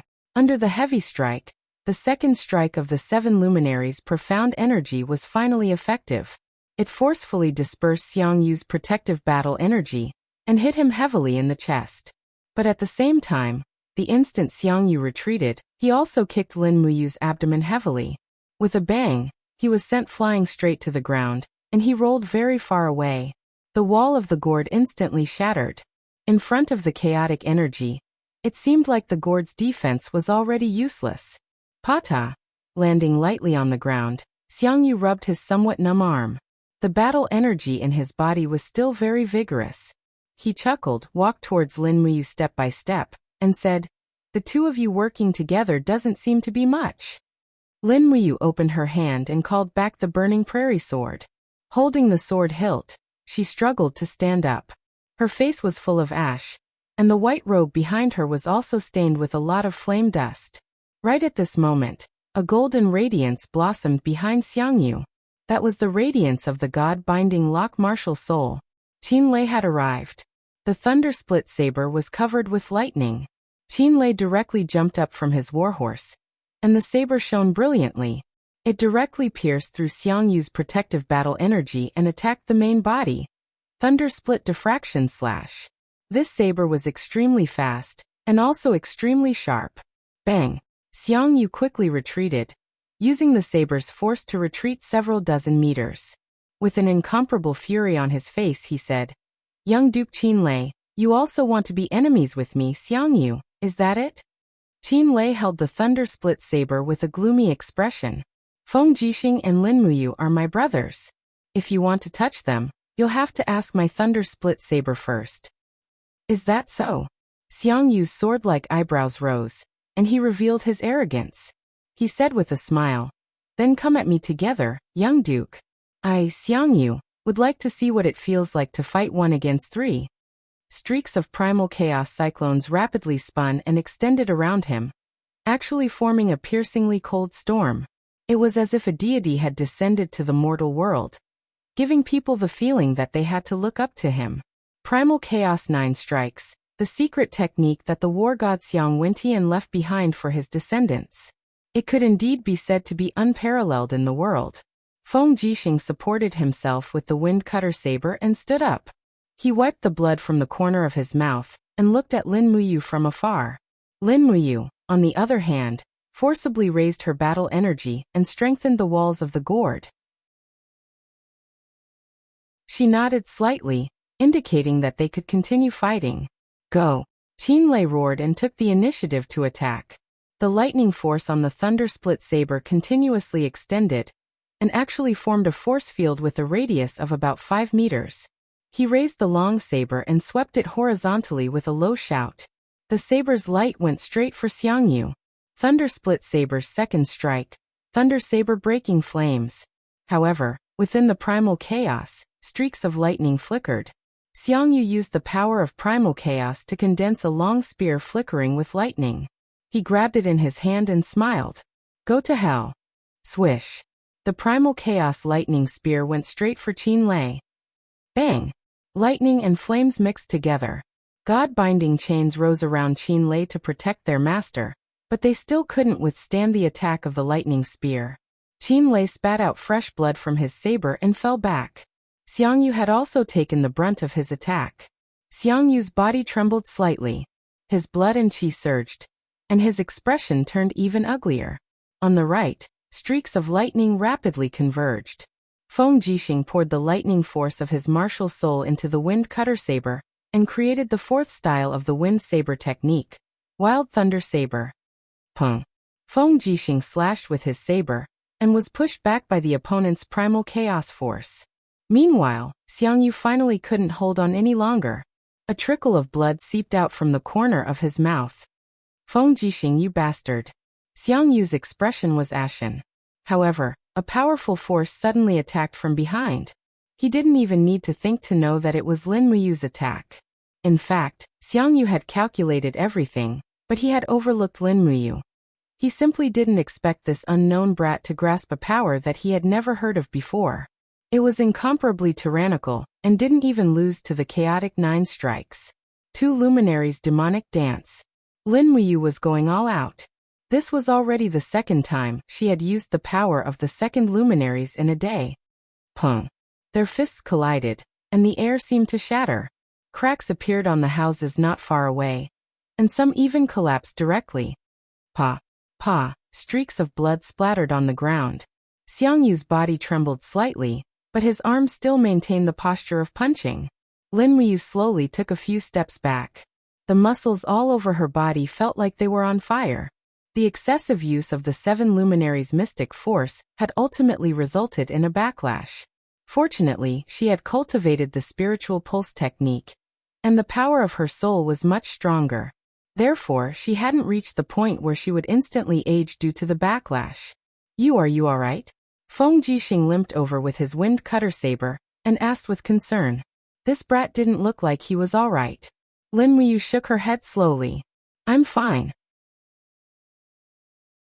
Where's brother Feng? I'm alright too. Feng Jixing propped himself on the ground with his saber, and walked over step by step. Commander Qinlei, are you alright? Qinlei sat on the ground, and the power of primal chaos was still surging in his body.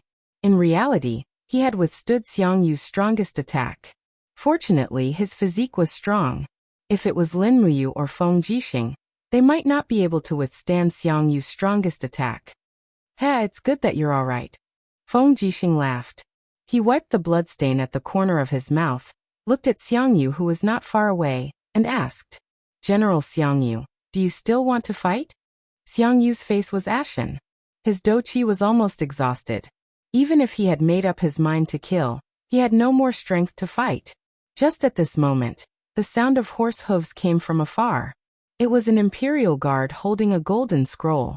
He said His Majesty's decree orders Feng Jixing and Qinlei to escort Lin Muyu back to Zetian Palace Hall. Yes. Feng Jixing was finally relieved.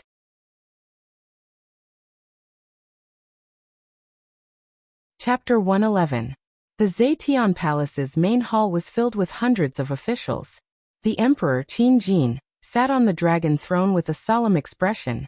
His hand was on the hilt of his sword and his expression was extremely ugly. Lin Muyu's hands were tied, and she was personally escorted into the main hall by Feng Jixing. The Holy Palace's battle robe on her body was still stained with blood. Some of it was hers, and some of it was Xiang Yu's. Behind her, Qinlei and Xiang Yu also walked in, causing the officials to be dumbfounded. Tell me. The Emperor, Qin Jin, looked at Lin Muyu coldly and said, This emperor specially pardoned you to join the Imperial Guard as a commoner. Why did you create such a disaster on your first day? Destroying the nurturing hall and releasing more than 200 female soldiers. Do you know how big of a crime this is? Lin Muyu, do you know your mistake? I know my mistake. Lin Muyu readily admitted her mistake. Where did you go wrong? The emperor continued to ask. Lin Muyu said indifferently, You violated the military law. Since you know the military law, why did you release those 200 female soldiers? Qin Jin asked. Lin Muyu raised her head, her gaze like a clear spring, and said, Your Majesty, the female soldiers are also people and the daughter of an ordinary family. They shouldn't be treated like this. I know I violated the military law, but I don't think I did anything wrong. On the contrary, the military law is very wrong. Can raising female soldiers really increase the empire's combat power? What did you say? Qin Jin raised his eyebrows, revealing a trace of anger.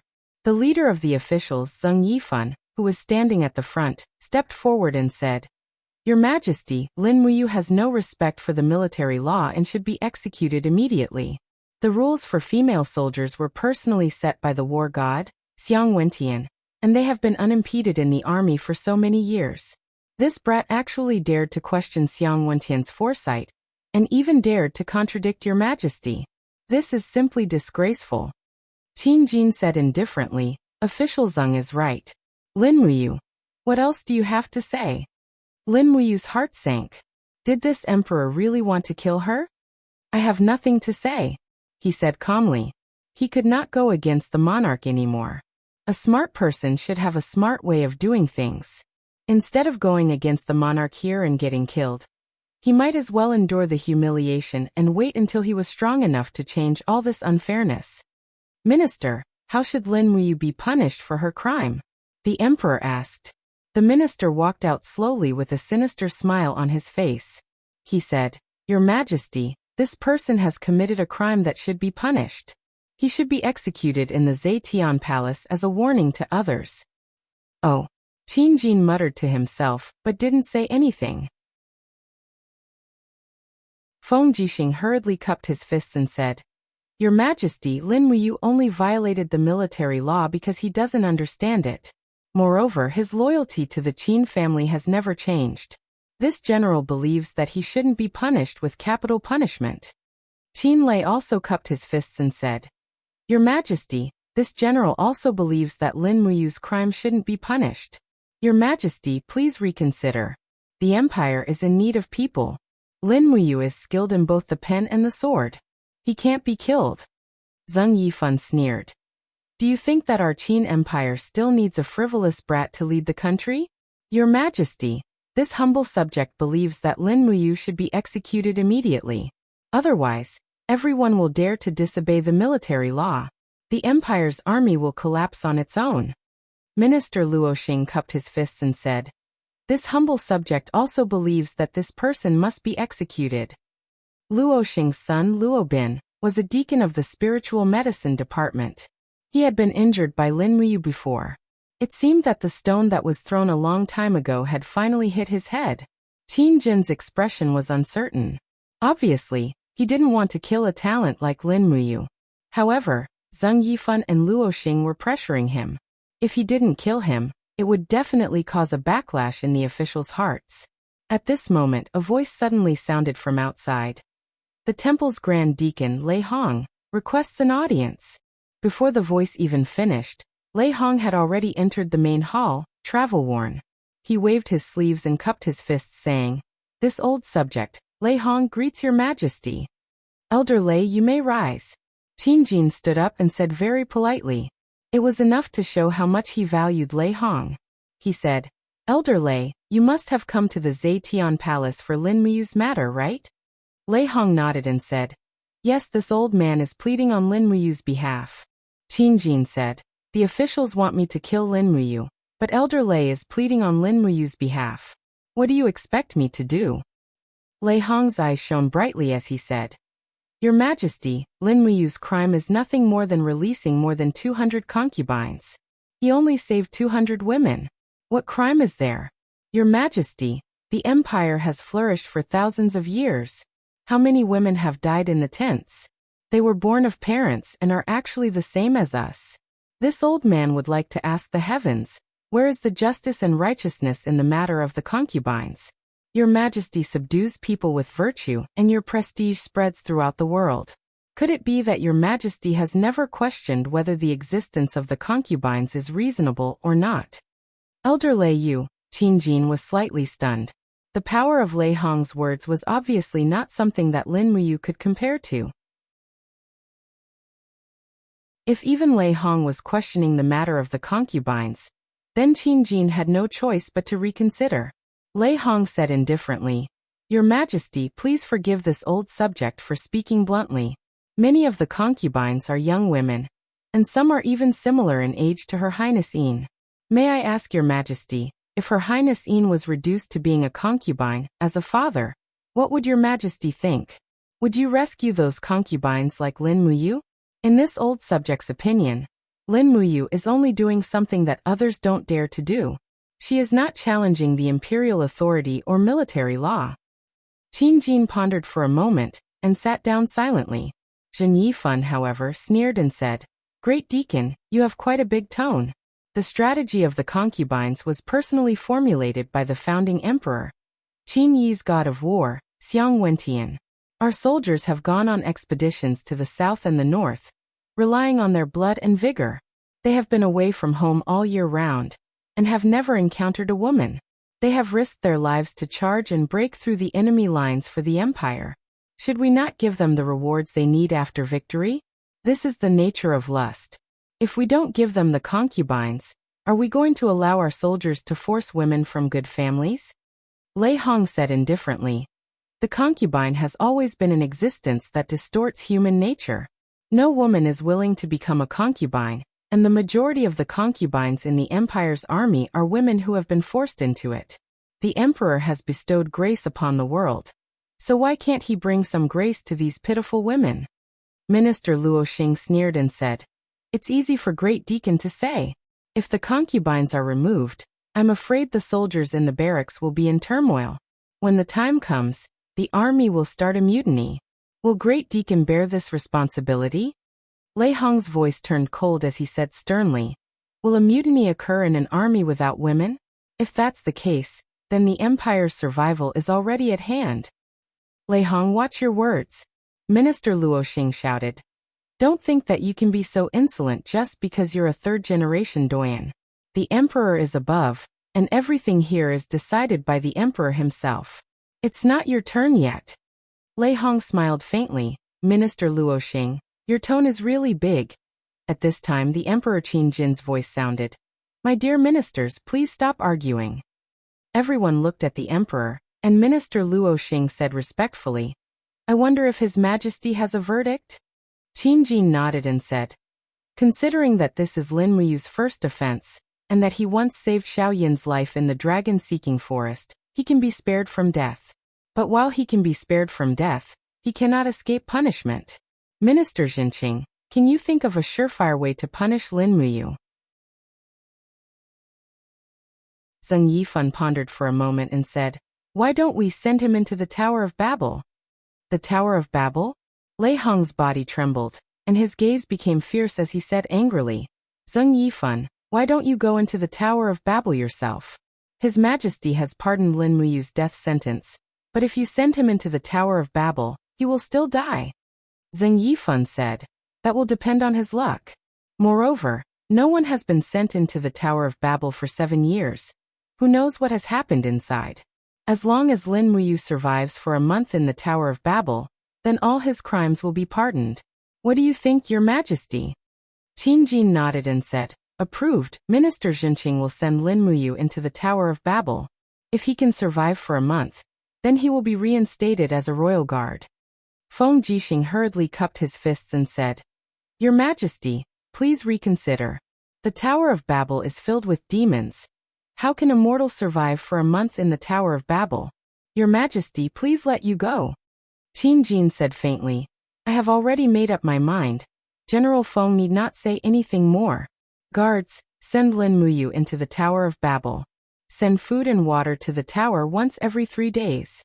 In addition, send 100 people from the Imperial Guards, Royal Guards, and Military Police Battalion to guard the Tower of Babel. If Lin Muyu is really lucky, then he will naturally come back alive to see me." Lin Muyu raised his head and looked at the already aging emperor, and said, "Your Majesty, although I don't know what kind of place the Tower of Babel is, if I come back alive, are you willing to consider banning the existence of female soldiers?" Qin Jin was slightly startled, and his voice was very soft. "Let's talk about it when you come back alive.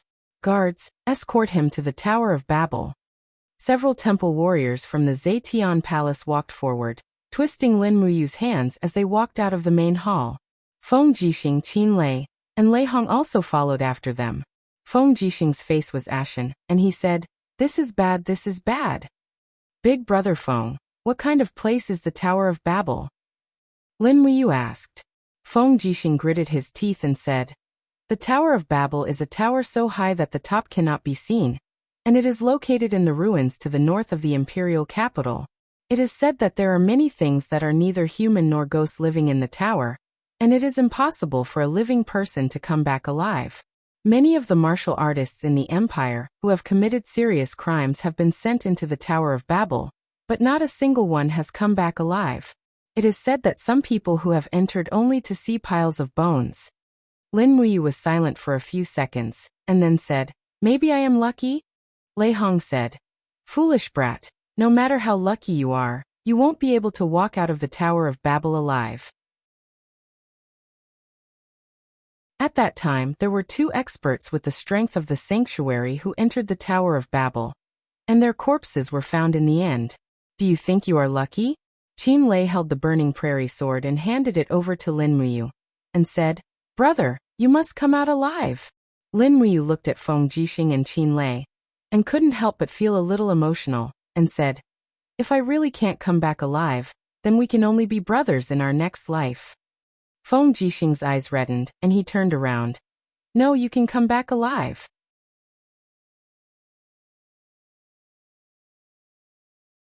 Chapter 112. 4 or 5 miles to the north of Lanyan City, adjacent to the imperial capital, the area that should have been prosperous was a barren jungle. There were even some imperial guards guarding the periphery. About every 100 meters, there was a squad of 5 sentries. Feng Jixing, Qin Lei, and Lei Hong protected Lin Muyu as they stepped into the forest. Xiang Yu led more than 100 heavy cavalry soldiers from the military police battalion, and followed them from a distance. His mission was to personally witness Lin Muyu being sent into Tongtian Tower. As they went further and further away, blood-red thunderbolts appeared in the sky one after another. An ancient tower soared into the sky. It was impossible to tell how many levels it had. The tip of the tower was inserted into a dark vortex. The vortex was like the mouth of a giant beast in the sky. It seemed as if it would swallow the entire Tower of Babel at any time. Thunder and lightning flashed around the vortex, sweeping the surrounding land with gusts of wind. No one would have thought that there would be such a wonder so close to the imperial capital, Lanyan City. Lin Muyu looked up and couldn't help but feel a trace of fear in his heart. He was a mortal. How could he not be afraid in the face of such heavenly might? Feng Jixing grabbed the reins, looked up at the sky and said, "It is said that the Tower of Babel is the entrance to another plane, but no one has entered it since ancient times.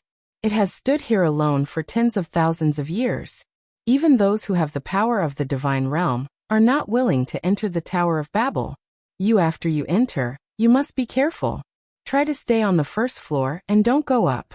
With your ability, you may be able to survive for a month." "Yes, I know." Lin Muyu slowly urged his horse forward. Suddenly, he felt a gust of chilly wind sweeping towards him, causing his battle robe to sway incessantly. The war horse he was riding on let out a long neigh and stood up. He hurriedly grabbed the reins and clamped down on the horse's body. Only then did he not fall off. However, animals were intelligent. For the war horse to be so frightened, there must be some ominous things in Tongtian Tower. Lei Hong said, You must be careful." "Got it, Grandpa Lei Hong." Lin Muyu smiled brightly and patted the temple emblem on her chest. "I still have to return to the temple to be a training partner again. Otherwise, I don't know how Xiling and the other training partners will be bullied." Lei Hong couldn't help but laugh. His nose turned sour as he said, "Then Grandpa will wait for your return in the sacred hall." "It's a deal." Qin Lei carried the thunder-split blade to the bottom of the tower and ordered, "Open the door." Immediately, 2 of the royal guards, whose faces were filled with fear, raised their hands and opened the seal on the heavy metal door. The metal door was filled with rust stains and was already covered with vines. They pulled with all their strength, but were actually unable to open the door. Qin Lei frowned and went forward to grab the door handle with his hand. With a low roar, he forcefully pulled the metal door open. Immediately, a gust of chilly wind with a sharp whistling sound attacked the face of the commander of the royal guards. Buzz! The god-binding chains responded and came out. The golden light instantly dispersed the haze. The god-binding chains was a first-grade true dragon martial spirit, and was known as the world's strongest light attribute martial spirit. 3 golden chains circled around Qin Lei's body, protecting him from harm while the 2 royal guards rolled and crawled away. Qin Lei frowned and said, "Useless things." Feng Jixing escorted Lin Muyu all the way to the bottom of the tower and said, You must be careful." Lin Muyu looked at the pitch-black scenery inside the tower and took a deep breath. She gripped the burning prairie sword tightly and smiled at Qin Lei. "Big brother Qin Lei, I'm going in." Qin Lei was somewhat moved. His face was filled with reluctance as he said with a trembling voice, You must remember to come out. We are still waiting to beat that bastard Xiang Yu up with you." Not far away, Xiang Yu's face darkened, but he did not flare up. The temple deacon Lei Hong was here, so Xiang Yu did not dare to act rashly. After all, no matter how strong he was not Lei Hong's opponent. Rustle, rustle. Lin Muyu lifted her battle boots and stepped on the steps that were filled with weeds and dust. Just like that, she walked up step by step without looking back. Feng Jixing's concerned voice came from behind. Your body is injured. Stay on the first floor to rest and recuperate during the day. Do not go to the second floor no matter what. Dang. Lin Muyu closed the metal door with the back of her hand. Immediately, it was dark in front of her. Rays of light shone into the four walls of the tower. Fortunately, it was not completely dark like this. The sound of chains being locked came from the metal door behind her. She would not be able to get out within a month. Bang. The small door on the metal door was opened. An imperial guard brought in food and water. They were all dry rations, enough for 3 days. The sound of footsteps faded away. Presumably, everyone had already left. At this time, Lin Muyu finally had the time to look at her surroundings. The stone walls of the Tower of Babel were covered in a layer of haze. There were even some words that he could not understand carved on them. It was probably some totem culture. The first floor was empty. It was about 100 meters in diameter, and was very wide. There was not even a single decoration. It was just empty. The spirit pulse technique automatically extended out, and her spiritual sense slowly rippled. Lin Muyu sat cross-legged and slowly adjusted her breathing. At the same time, she extended her spiritual sense and entered the domain of the second floor. Suddenly, she sensed 3 extremely tyrannical forces lying dormant on the second floor. These 3 forces were sometimes strong and sometimes weak. It seemed like they were ready to make a move. He closed his eyes. He had to recover his strength as soon as possible. Those unknown forces did not seem to want to kill him at dawn. It would be hard to say if they would do so at night. Opening the bag that Feng Jixing had prepared, there was a lot of kerosene inside. Lin Muyu could not help but smile. Feng Jixing was more meticulous. This way, she would not have to worry about the light at night. After circulating the Forging Dragon Bone Remnant Scroll 72 times, her whole body felt refreshed. Her meridians felt a sense of peace. Her injuries were basically healed. Moreover, the martial spirit gourd had been frantically absorbing the surrounding spiritual qi to replenish its consumed do qi. In less than a few hours, it had recovered to its peak state. Turning around, she looked into the distance. The rays of the setting sun were almost horizontal. The sun had set. The sky gradually darkened, and the surroundings were silent. Only the faint sound of horse hooves could be heard in the distance. The Imperial Guards and Imperial Guards were all restricted to a distance of 1 li from the Tower of Babel. Moreover, it seemed like they did not dare to approach the Tower of Babel at night. Not long after, a strong wind blew outside. Lightning flashed and thunder roared. The light in the sky flickered. The dark vortex in the sky seemed to be wreaking havoc, forming a huge whirlwind that lingered around the Tower of Babel. Lin Muyu could not see the specific situation outside. However, she knew that there was something strange about the night here. Standing up, she lit a brazier and hung it on the wall. Then she ate some dry rations. Not long after, the sky completely darkened. Night had fallen. Under the detection of the spirit pulse technique, the few forces on the second floor were already restless. Lin Muyu also unconsciously held the hilt of the burning prairie sword. This sword was the only thing she could rely on here. Sha sha. A faint sound came from the stairs. Immediately he vigilantly held the sword with both hands, and his martial spirit slowly seeped out of his body. Jia. Amidst the roar, a black shadow leaped down from the second floor of the staircase. Its sharp claws sliced through the air, and went straight for Lin Muyu's neck. It was a killer move from the start. Lin Muyu was already prepared. She activated the falling star steps and slid her feet to avoid this attack. At the same time, the burning prairie sword drew an arc in the air and landed on the opponent's back. With a bang, sparks flew. The opponent screamed miserably and crashed into the wall. However, he quickly climbed back up. At this moment, Lin Wuyu finally saw its true appearance. It was an ape. However, it was not an ordinary ape. Instead, it was an ape whose body was covered in a thick layer of stone. This was a stone ape. Its eyes were blood red and there were 4 golden lines on its head. It was clearly a spirit beast with a lifespan of 4,000 years. The blood-red light in its eyes was filled with violence. Suddenly, it leaped up and rushed over again. Jia. This time, a flame appeared on its claws. A vast flame energy surged on its claws. Lin Wuyu knew the pros and cons. She raised her left hand and directly summoned the wall of the bottle gourd. Black tortoise shell and dragon scale wall were successful. She spat out her fighting chi and blasted out a demon sonic fist. Bang! The demon sonic fist didn't penetrate the stone layer on the stone ape's body. Instead, its sharp claws scratched a huge hole in the black tortoise shell. The flame energy collapsed, but it quickly recovered with the support of her recovery ability. Lin Wuyu's heart sank. She quickly retreated several steps. Her eyes were cold and clear. She suddenly stomped on the ground and called out a gourd vine. Whoosh whoosh whoosh. The vine quickly wrapped around the stone ape's body. How could she miss such a rare opportunity? Lin Wuyu quickly circulated the true dragon essence fire in her palm. The burning prairie sword whistled through the air and directly blasted out with a dragon flame spiral break. At the same time, a chill came from behind her. There were still stone apes. 2 bloody lights rushed over from the darkness. The other 2 stone apes attacked.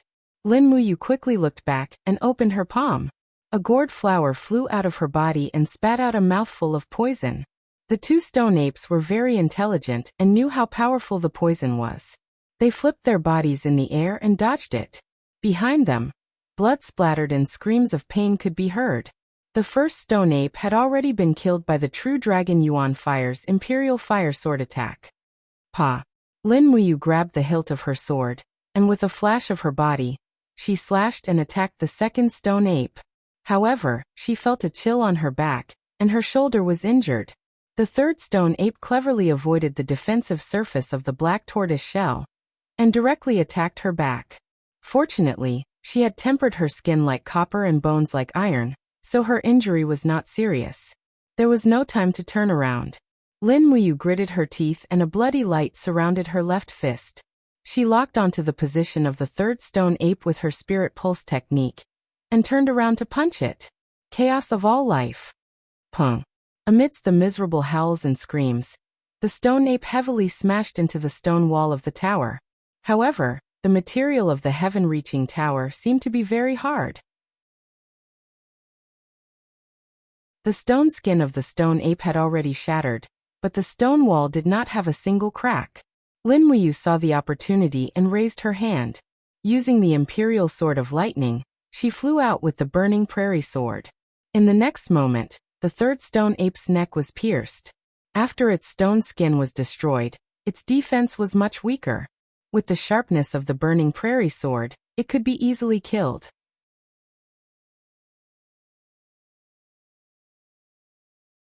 Chapter 113. The last stone ape was almost scared out of its wits. Seeing its companions die one by one, it opened its mouth wide and screamed. It turned around and ran. Lin Wuyu didn't know whether to laugh or cry. This stone ape was a 4,000-year-old spirit beast, yet it was so cowardly that no one could see through it. Crash! The green gourd vine broke through the stone, and quickly bound the stone ape. The strength of the gourd vine was closely related to the strength of Lin Wuyu's battle energy. No matter how the stone ape struggled, it couldn't escape the binding of the gourd vine. Lin Wuyu's palms were filled with raging flames. She quickly spun the longsword in front of her chest. Streams of flames turned into spiraling fire energy that lingered around the sword body. She quickly broke through the stone ape. The stone ape's skin was very thick. The normal attack of the burning prairie sword couldn't penetrate it at all. However, it was a piece of cake to use the spiraling power to break through it. Bang! The stone layer shattered and mixed with blood. The stone ape screamed and left with its companions. Lin Wuyu took a deep breath. She used the spiraling break twice and the Xian energy of the first star. She had used about 30% of her battle energy. She didn't know if there were more powerful enemies waiting for her. She had to recover her strength as soon as possible. Holding the burning prairie sword, Xiaochen dug out two 4,000-year-old stone ape spirit stones from the skull of the three-headed stone ape. This was a type of rock-type spirit stone. If used to forge weapons, it would be very good. It would make attacks sturdy, and ordinary opponents would not be able to block it. Sitting on the ground, she summoned the martial spirit gourd to refine the spirit of wild beasts. However, what Lin Muyu didn't expect was that the 6-layered green gourd seemed to be very picky with its food. It didn't even absorb any spirit of wild beasts before it was full. After several attempts, he couldn't refine the spirit of wild beasts. He had to give up. It seemed that Lei Hong's teachings were correct. After stepping into the heavenly realm, they had to rely on refining the spirits of wild beasts to increase their cultivation. This was because the power that heavenly realm experts needed was Do Qi, and the spirit of wild beasts contained in the bodies of spiritual beasts was Earth Qi. The two belonged to different natures. If a heavenly realm expert wanted to increase his cultivation, he could only rely on his own hard work and cultivation. It was no wonder that Feng Jixing and Qin Lei had not broken through after stepping into the first layer of the heavenly realm. With their talent, they should have broken through quickly. However, Lin Muyu was not anxious. Although his strength was increasing slowly, it was very stable. This was because the mental cultivation method of the dragon forging bone remnant scroll could slowly increase his strength. At most, it would take 2 years, or at least half a year. It was only a matter of time before he stepped into the second tier of the heavenly realm. However, he was still a little impatient, especially after he witnessed Xiang Yu's strength. Xiang Yu was known as the #1 person in the younger generation of the empire. This was definitely not an undeserved reputation. With his strength alone, he could contend against Feng Jixing, Qin Lei, and Lin Muyu. In the end, it could also be considered a draw. This was a little too shocking. Feng Jixing and Qin Lei, these two young elites, were both dragons among men, while Xiang Yu pretty much belonged to the category of dragons among dragons. When he thought of Xiang Yu's eyes that were filled with killing intent, Lin Muyu could not help but feel a chill in his heart. Xiang Yu's bloodline originated from Xiang Wentian. He had the right to be unruly. Furthermore, Xiang Yu wholeheartedly wanted to get rid of Feng Jixing. This point also made Lin Muyu worried. Feng Jixing's style of doing things was eclectic and open-minded. The Imperial Guard that he commanded had always been the strongest barrier of the Imperial capital. If Xiang Yu wanted to obtain the position of the #1 person in the Empire's army, he had to get rid of Feng Jixing. After adjusting his breathing for close to 2 hours, the martial spirit gourd greedily absorbed the spiritual energy in the surroundings. What made Lin Muyu more gratified was that the spiritual energy in the vicinity of Tongtian Tower was very abundant. It was even more vigorous than in Lanyan City. Therefore, the battle energy in his body had mostly recovered. It seemed that coming to Tongtian Tower was not to throw away his life. Instead, it seemed that he had found the best place to cultivate. The night was long. He circulated the forging dragon bone remnant scroll and the spirit pulse technique again and again to temper his body and soul. Meanwhile, the light from the oil lamp above his head flickered faintly. When dawn was about to break, his spiritual sense once again sensed a powerful force. Lin Muyu immediately became alert. He raised his hand and grabbed the hilt of his sword. Although the spirit pulse technique was mysterious, it could not extend to the 3rd floor. It seemed that there was something restricting him on the 2nd floor. It was like a barrier. The night wind blew on the Holy Temple's battle robe. At this moment, how could he care about the cold? His clear eyes were like twinkling stars in the night sky as he stared at the stairs in the distance. However, he did not see anyone. He did not even see a spiritual beast. Could it be a false alarm? At this moment, the spiritual pulse technique suddenly pulsated not far away, and a surge of energy leaped up. Lin Muyu let out a low grunt, and raised her hand to unleash a blazing hot Do Qi storm. Voila! The Do Qi swept across the ground and quickly blew out a human figure. As expected, the person who came was invisible. It was a very thin person with 2 daggers in his hands. The shape of his face looked very twisted and strange. It was like the face of an ugly monkey. His beard was not long, but every strand of it was like iron thorns piercing out of his skin. Fortunately, the spirit pulse technique could sense him. Otherwise, he would have been ambushed by this person. Who are you?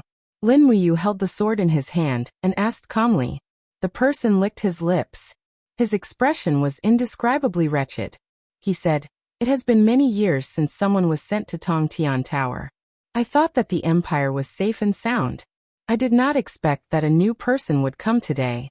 Hee hee kid, you are only my prey. Wait until you go to hell and ask me who I am." As he said that, he suddenly waved his dagger. A milky white light appeared on his arm. Do Chi. Another heaven realm ranker. Although the dagger was short, the Do Chi that surged out was at least 2 meters long. Lin Muyu quickly got into position. The wall of the gourd was placed in front of his chest to block the opponent's attack. However, he only felt his blood boil. The strength of the person's Do Chi was stronger than his. Dang dang dang. Her dagger was parried by the burning prairie sword several times in a row. Lin Muyu looked for an opportunity and gave a heavy kick. Do Chi shrouded her combat boots and sent her opponent flying a few steps back. The burning prairie sword flashed and instantly unleashed 5 slashes. This was the speed formula of the Imperial Wind Sword technique. The storm-like attacks could catch the opponent off guard. However, the thin assassin in front of him was not weak. His eyesight was excellent. With a flick of his wrist, the dagger danced like a butterfly, dispelling all of Lin Muyu's attacks. However, a trace of surprise appeared on his face. He did not think that this kid who had just been sent to Tongtian Tower would be so strong. Papa! Papa! Lightning flashed. Lin Muyu directly threw the burning prairie sword, using the thunder sword technique to attack the opponent. The assassin was stunned. He had never seen such an attack pattern before. He quickly brandished his dagger to parry the attack. Clang! He managed to parry the attack, but his arm suddenly went numb. Lin Muyu's attack was too strong. Damn it! He cursed and roared in rage. Yisha! In the darkness, his martial spirit was quickly released. It was like a ball of dark elements surrounding his body. Immediately after, the space seemed to distort and turned into a chaotic darkness. The assassin's figure disappeared again. Lin Muyu was slightly stunned. She finally understood why this person could become invisible. It turned out that he was relying on the power of his martial spirit to cover his eyes. She quickly activated the spirit pulse technique and sensed every trace of power in the surroundings. As long as the opponent attacked, his aura would definitely fluctuate strongly. At that time, she would not have to worry about not being able to find his position. However, this assassin seemed to be very patient. He did not appear for a full 10 minutes. Lin Muyu frowned. She could not help but feel a little anxious. At this moment, a cold wind suddenly blew in front of her chest. The opponent's 2 daggers had joined together and launched an attack. It was similar to Lin Muyu's fire sword technique. His daggers were surrounded by a spiral of dark energy, which quickly broke through the black tortoise shell and dragon scale wall. So strong, the defensive layer was broken through. There was no way to dodge. Either his heart would be pierced, or he would choose to attack other parts of his body. In a flash, Lin Muyu reacted. She moved half a meter with the star steps. In the next moment, she felt a sharp pain in her arm. A dagger had pierced through her arm, and she was nailed to the stone wall. Hey! The opponent showed an ugly smile. I've already said, you are my prey. Any resistance is futile. Is that so? Lin Muyu smiled coldly. The power of her martial spirit spread out in an instant. Vines extended from the ground. It was another entanglement ability, which quickly bound the opponent's feet. Damn it! The assassin glanced at the vines on his feet and said, "How dare you show off in front of me with such insignificant skills?" He stomped his foot and unleashed his combat energy, shattering countless vines. However, when he looked up, he saw a calabash spitting poison at him. Chi armor. He let out a low grunt, and his chi armor blew away the poisonous liquid. However, at this moment he felt a sharp pain in his abdomen. It was Lin Muyu's full force punch. 2 luminaries demonic dance. With the sound of ribs breaking, the assassin retreated with a pale face and fell to the ground. The power of the two luminaries' demonic dance was so powerful that he could not withstand it at all. Lin Muyu took a deep breath. She endured the pain and pulled out the dagger from her arm. She looked at it. Fortunately, there was no poison on it. She quickly took out a bottle of healing medicine and poured it on the dagger. She then looked at the assassin who was struggling on the ground and said, "Do you still think I'm your prey now?" The assassin exhaled more than he inhaled.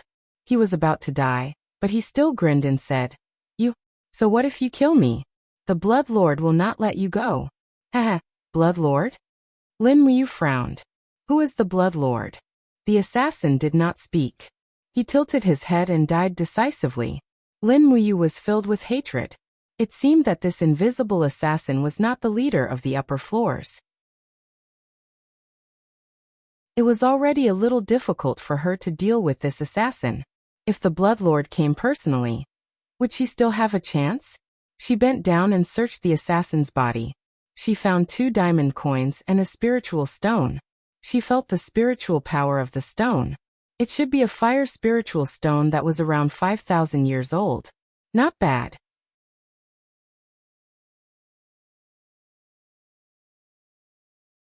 Chapter 114.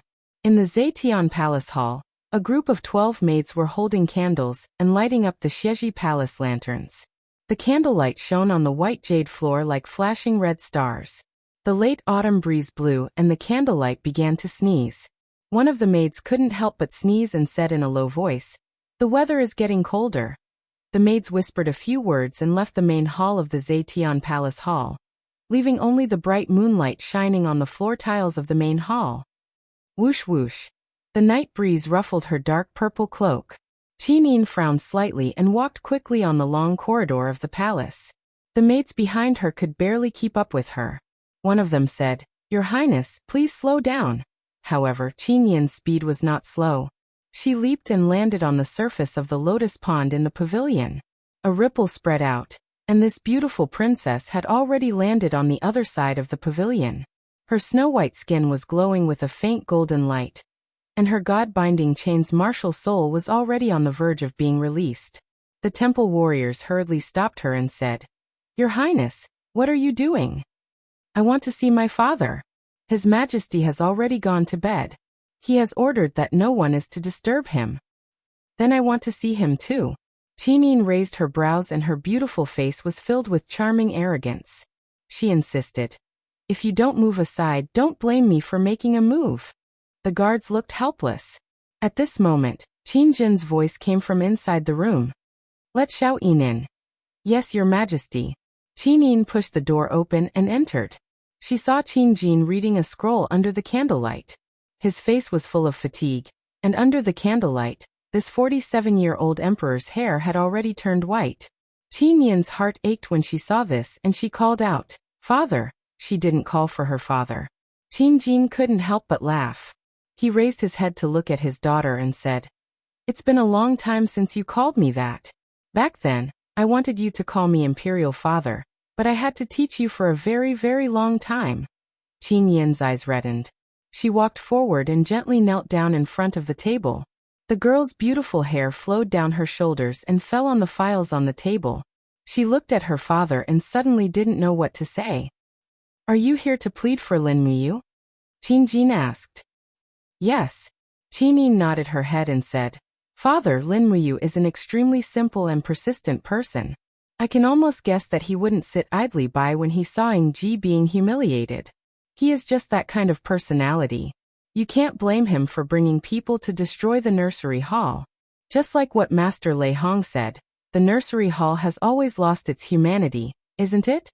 Qin Jin looked at his daughter with gentle eyes.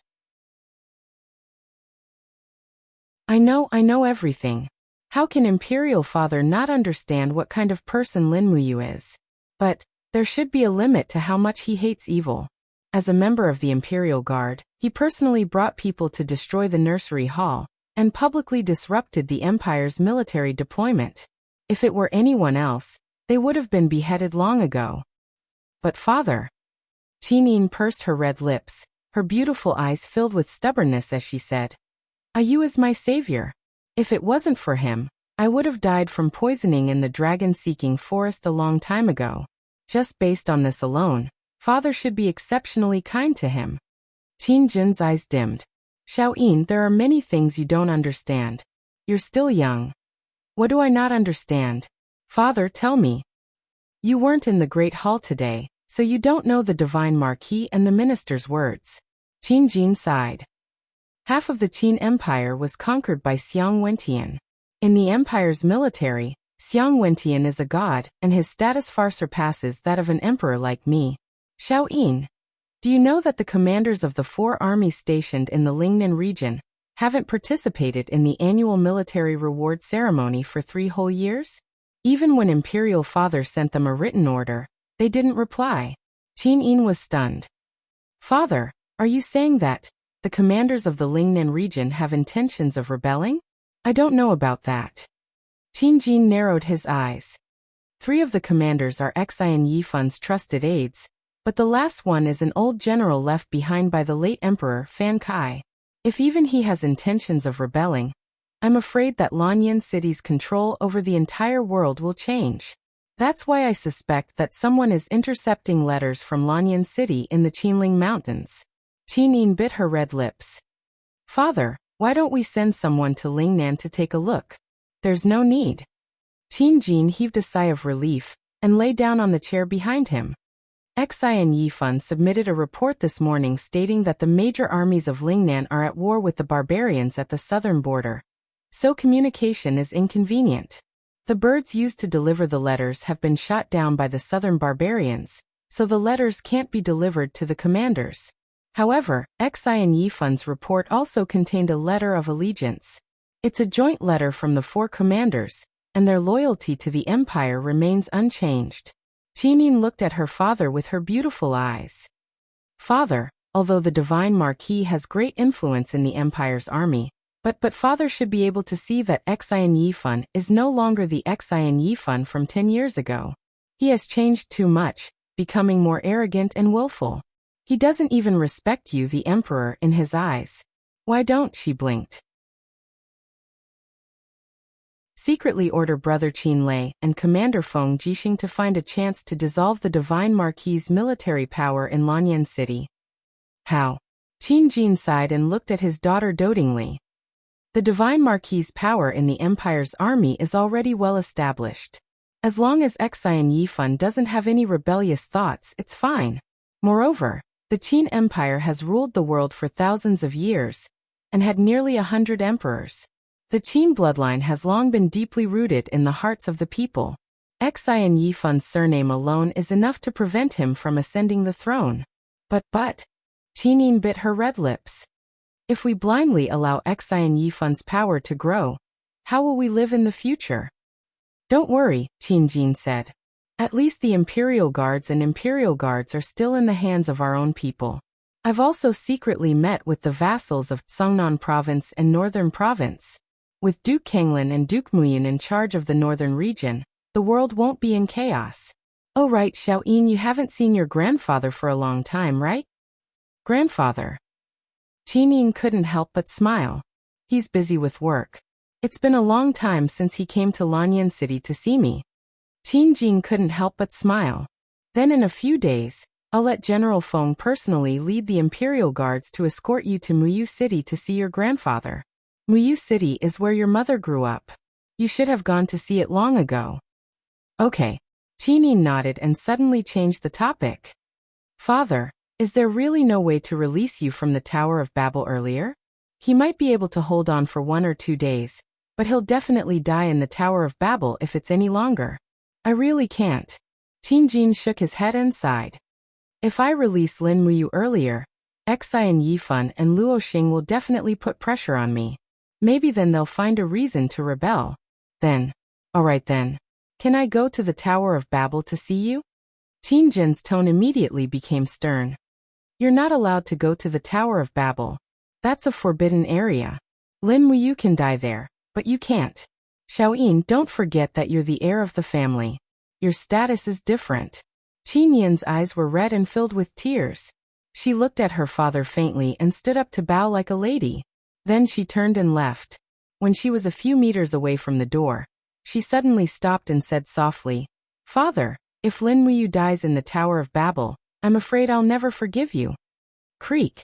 The door opened and Qin Yin floated away.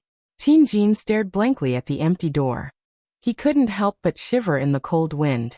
The weather was getting colder and colder. He muttered to himself and felt a strange feeling in his heart. He was proud to have such an outstanding daughter, but at the same time, he was worried for her. Qin Yin was so kind, so she was probably not suitable to be the heir of the family. The only thing he could do was to handle the relationship between Qihai City, Muyu City, and Lanyan City. Muyu City was one of the 7 famous cities of the empire.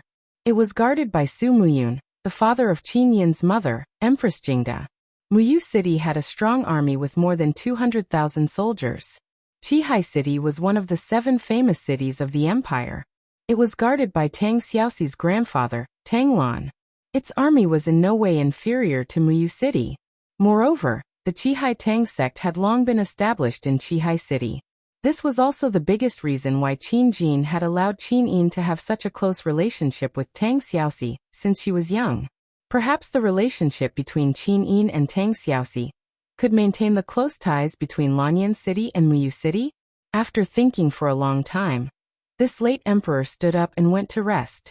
That night, Lin Muyu did not sleep at all. He was constantly on guard against any enemies that might come at any time. However, after that assassin, no one else came looking for trouble with him. Instead, he practiced the dragon forging bone remnant scroll again and again. That night, he went through 72 circulations a few times, and the strength of his doqi increased by quite a bit. When a ray of light shone on the wall, he knew that it was dawn. After eating some dry rations, he hugged his longsword and went to sleep. He did this repeatedly, sleeping during the day and resting at night. In the blink of an eye, 3 days had passed, and he hadn't been ambushed again. However, there was a problem that was bothering him. The corpse in front of him, and the stone ape's corpses were emitting a faint stench. If he just left them like this, they would rot very quickly. When that happened, he would only be able to harm himself. After thinking about it, he decided that he had to get rid of these corpses. He reached out and grabbed the assassin's leg, dragging him step by step towards the stairs. The assassin was already dead. His head was banging against the stone steps, but he probably didn't feel any pain anymore. He released the spirit pulse technique and entered the 2nd floor. He didn't find any enemies, so he directly went up to the 2nd floor. However, the scene in front of him shocked Lin Muyu. The 2nd floor was filled with skeletons, and piles of white bones were scattered everywhere. Needless to say, the people who were imprisoned in the Tower of Babel were not killed immediately. Many people were like him, dealing with the corpses here, and in the end, he became one of the corpses. Thinking of this, Lin Muyu couldn't help but shiver. He muttered to himself, "Sora Aoi, Hatano Yui, Okita Aoi, and other teachers, please bless me so that I don't die here."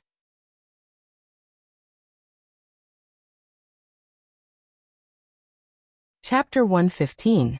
After throwing the corpses on the ground, he dragged the corpses of the 3 stone apes up and put them together. The burning prairie sword released fire elements and burned these corpses. If they were allowed to rot on their own, the corpse chi would be enough to make Lin Muyu fall seriously ill. At that time, he would probably die without anyone doing anything. He glanced at the stone steps leading to the 3rd floor. It was empty, but his spiritual perception felt different. The stone steps were filled with an awe-inspiring aura. Lin Muyu took a deep breath, picked up a stone from the ground, and threw it with force. Bang! The stone instantly turned into powder, and a red ripple spread out. There was indeed a blood-red barrier on the stone steps. No wonder his spiritual perception couldn't detect what was on the 3rd floor. At this moment, an awe-inspiring voice came from the 3rd floor. "Do you want to see me? Then come he." This voice was like a malicious spirit from purgatory, and it made people's hair stand on end. Although Lin Muyu was arrogant, he knew his limits. He didn't think of going to the 3rd floor to die, so he turned around and went back to the 1st floor without looking back. If his spiritual perception couldn't pass through the barrier, He wouldn't be able to determine the strength of his opponent. It was better not to try. Pata. The small door on the metal door opened, and a heavy bag of food was placed inside. They were all pancakes, the dry rations of the Empire's army. With Lin Muyu's appetite, he could eat about 4 pancakes in one meal, and there were close to 100 pancakes in the bag. There were also 7 or 8 bulging water bags beside it. A soldier's voice came from outside. Lin Muyu, I don't know if you're dead or not. This is your rations for 7 days. If you're not dead, throw something out so that I can report. Lin Muyu threw an empty water bag out from the small door. Immediately, the lieutenant chuckled. You're actually not dead? You're really lucky. Lin Muyu frowned and looked through the small door. This person was a lieutenant of the military police battalion. No wonder he was so arrogant. Xiang Yu wished that he could immediately die in Tong Tian Tower. She couldn't see too far through the small door, but she could see a flag fluttering about a mile away. It was the battle flag of the Imperial Army. The huge golden shield emblem was very eye-catching, and Lin Muyu couldn't help but feel warmth in her heart. After storing the food in a ventilated and dry place, he continued to sit cross-legged and cultivate. At night, the crimson vortex in the skies above Sky-Split Tower began to spin. Lightning flashed and thunder rolled. The sound of thunder shook Sky-Split Tower, as if even this great tower was afraid of the might of the heavens. Lin Muyu sat in the tower, cultivating her spirit pulse technique. She frowned. Looking at the terrible weather, it seemed that tonight would not be a safe night. He lit the brazier and continued to cultivate silently. The lightning and thunder outside did not seem to affect him at all. After an unknown period of time, Lin Muyu's heart suddenly moved. Her spirit pulse technique detected that a strong force had entered the 2nd floor of Sky-Split Tower. It must be something that came down from the 3rd floor. Clang! With a wave of her hand, she pulled out the burning prairie sword. The incoming person was extremely fast. A gray shadow scuttled down the stone steps, accompanied by a hair-raising cry. It was a creature that looked like a deep-sea crustacean. Its back was covered with a thick shell, and its face was ferocious and terrifying. Its 4 legs stood on the ground, and its body was covered with spikes. Hee. When it screamed, those spikes all stood up, and it suddenly looked like a frightening hedgehog. What the hell is this? Lin Muyu gritted her teeth and raised her hand to summon the wall of the gourd. The mystic tortoiseshell and the dragon scale wall were quickly activated. It was necessary to maintain the best defense against this kind of thing. Brother.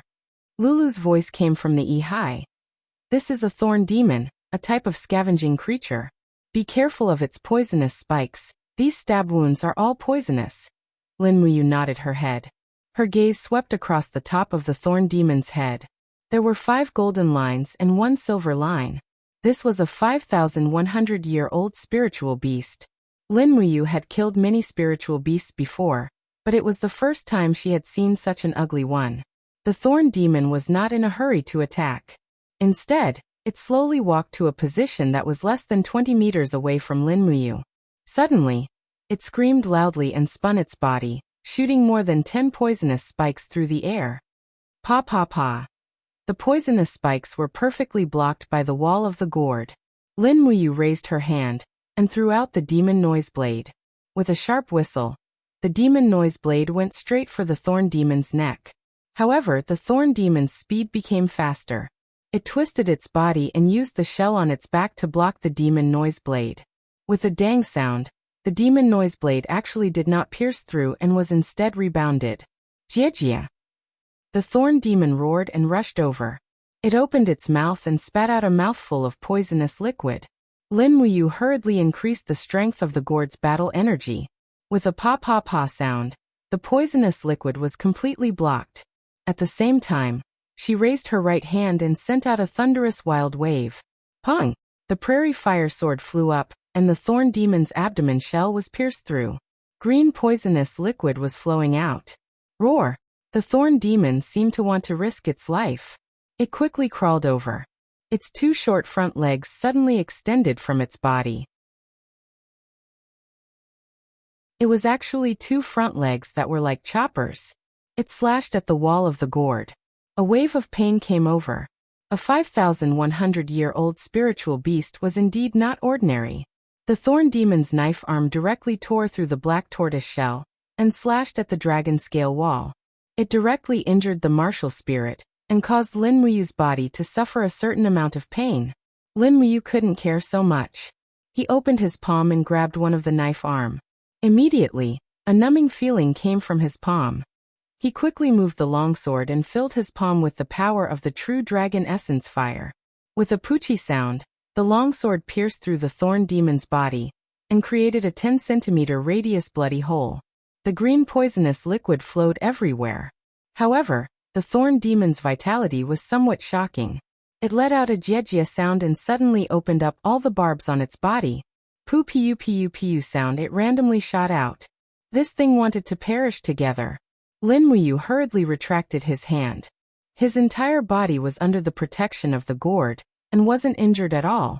However, when he turned around, he discovered that 7 or 8 bulging water bags were all pierced by the thorn demon's poisonous thorns. The water was flowing all over the ground. This was his 7 days of drinking water. In an instant, Lin Muyu's heart felt as though there were a million grass mud horses galloping in his heart. He turned around and glared at the thorn demon. His face was filled with killing intent as he growled, "Motherf *Ker, compensate me for my Nongfu spring water." He raised his fist, blood spiraled and his demonic energy surged. 2 luminaries demonic dance. Bang! With a heavy strike, the thorn demon's huge body was sent flying like a ball. It hit the stone wall and bounced back, but it still didn't die. It stood up with a jejia sound and shot another wave of poisonous thorns at Lin Muyu. However, all of them were blocked by the wall of the gourd. This thorn demon was unlucky to encounter Lin Muyu's perfect defense. If it was Feng Jixing's purple electric flame wolf or Zhang Wei's fire bear, they might have been poisoned. Wang. The flames spiraled around the longsword, and the second spiraling break once again tore a huge bloody hole on the thorny devil's body. Lin Muyu leapt up and grabbed the spinning longsword. The blade was filled with true dragon primary fire, and she suddenly slashed down. Bang! The flames surged and directly burned the thorn devil into a pile of ashes. Hoo! Lin Muyu was panting heavily. She found a spirit stone in the ashes. It was a 5,100-year-old thorny demon spirit stone. It was a poison-type spirit stone that contained lethal poison. If it was used to forge weapons, it would be a naturally poisonous weapon. Although it was not very sinister, it must be very powerful. However, when she turned around and saw the water stains on the ground, Lin Muyu was incomparably depressed. Drinking water would be a problem. After all, with her flesh and blood body, she would not be able to last for a month without drinking water. She might not even be able to last for 7 days. As a cultivator, her strength was very strong, but her dependence on food and water was higher than an ordinary person. He continued to sit cross-legged and cultivate. At the same time, he recovered his battle chi and stamina. One by one, the spirit beasts came down to die. It made him feel uneasy. These spirit beasts seemed to be raised by someone. However, who had the ability to raise these spirit beasts? Moreover, the people at the upper levels did not have food and water. What did they rely on to survive? Was it just to hunt the birds in the sky and drink their blood? When he thought of this, his body could not help but tremble. He looked up at the upper levels. There would not be anyone else coming tonight, right? However, he was wrong. When it was close to dawn, another force came from the 3rd level to the 1st level. Dang! Lin Muyu unsheathed the burning prairie sword and looked straight at the staircase. She saw a patch of fire illuminating the stone steps.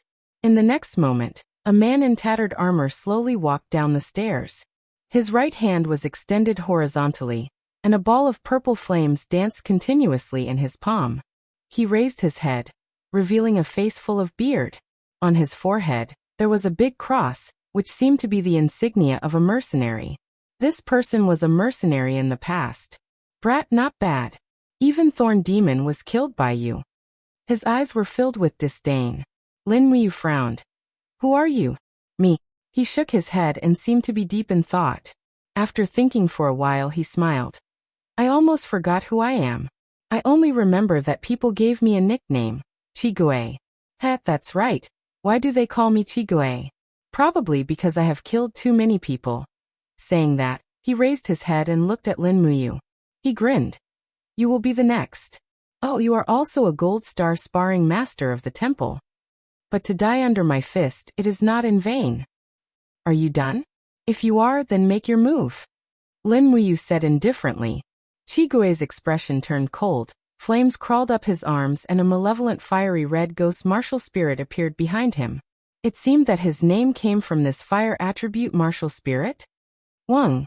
The fist energy was biting cold. Once he made his move, it could be seen. Fiery fist. This person was using Xiang Wentian's famous fist technique, which was different from Zhang Wei's fiery soul fist. His fiery fist was purer, and its power was also much stronger.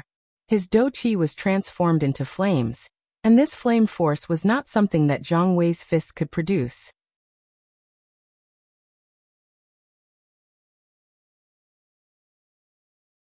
Chapter 116. Peng. The heavy punch landed on the mystic tortoise shell with an unstoppable force. In an instant, it shattered the mystic tortoise shell. Following that, the punch landed on the wall of the gourd, causing Lin Muyu to crash into the stone wall. With just one fist, Chigue's strength was already enough to suppress Lin Muyu. Xiao. The burning prairie sword struck back like lightning, piercing Chigue's eyes. Chigue let out a low roar and suddenly closed his arms, using his flesh and blood body to clamp the burning prairie sword. Lin Muyu saw that the situation was bad and reacted quickly. Her left hand hooked upwards with a blood-colored energy. One glorious life chaos. Peng. Chigue's body trembled as his body protecting Do Qi scattered, unable to withstand the impact of the seven glorious profound energy. However, his arms still tightly clamped the burning prairie sword. Lin Muyu simply released the hand holding the sword and opened her palm, using fire to control the sword. The burning prairie sword trembled as it quickly spun with the sword as the axis. Streams of true dragon essence flames formed a cyclone around it. Instantly, Chigue's palm skin was quickly shredded and he could no longer hold the sword. Ha!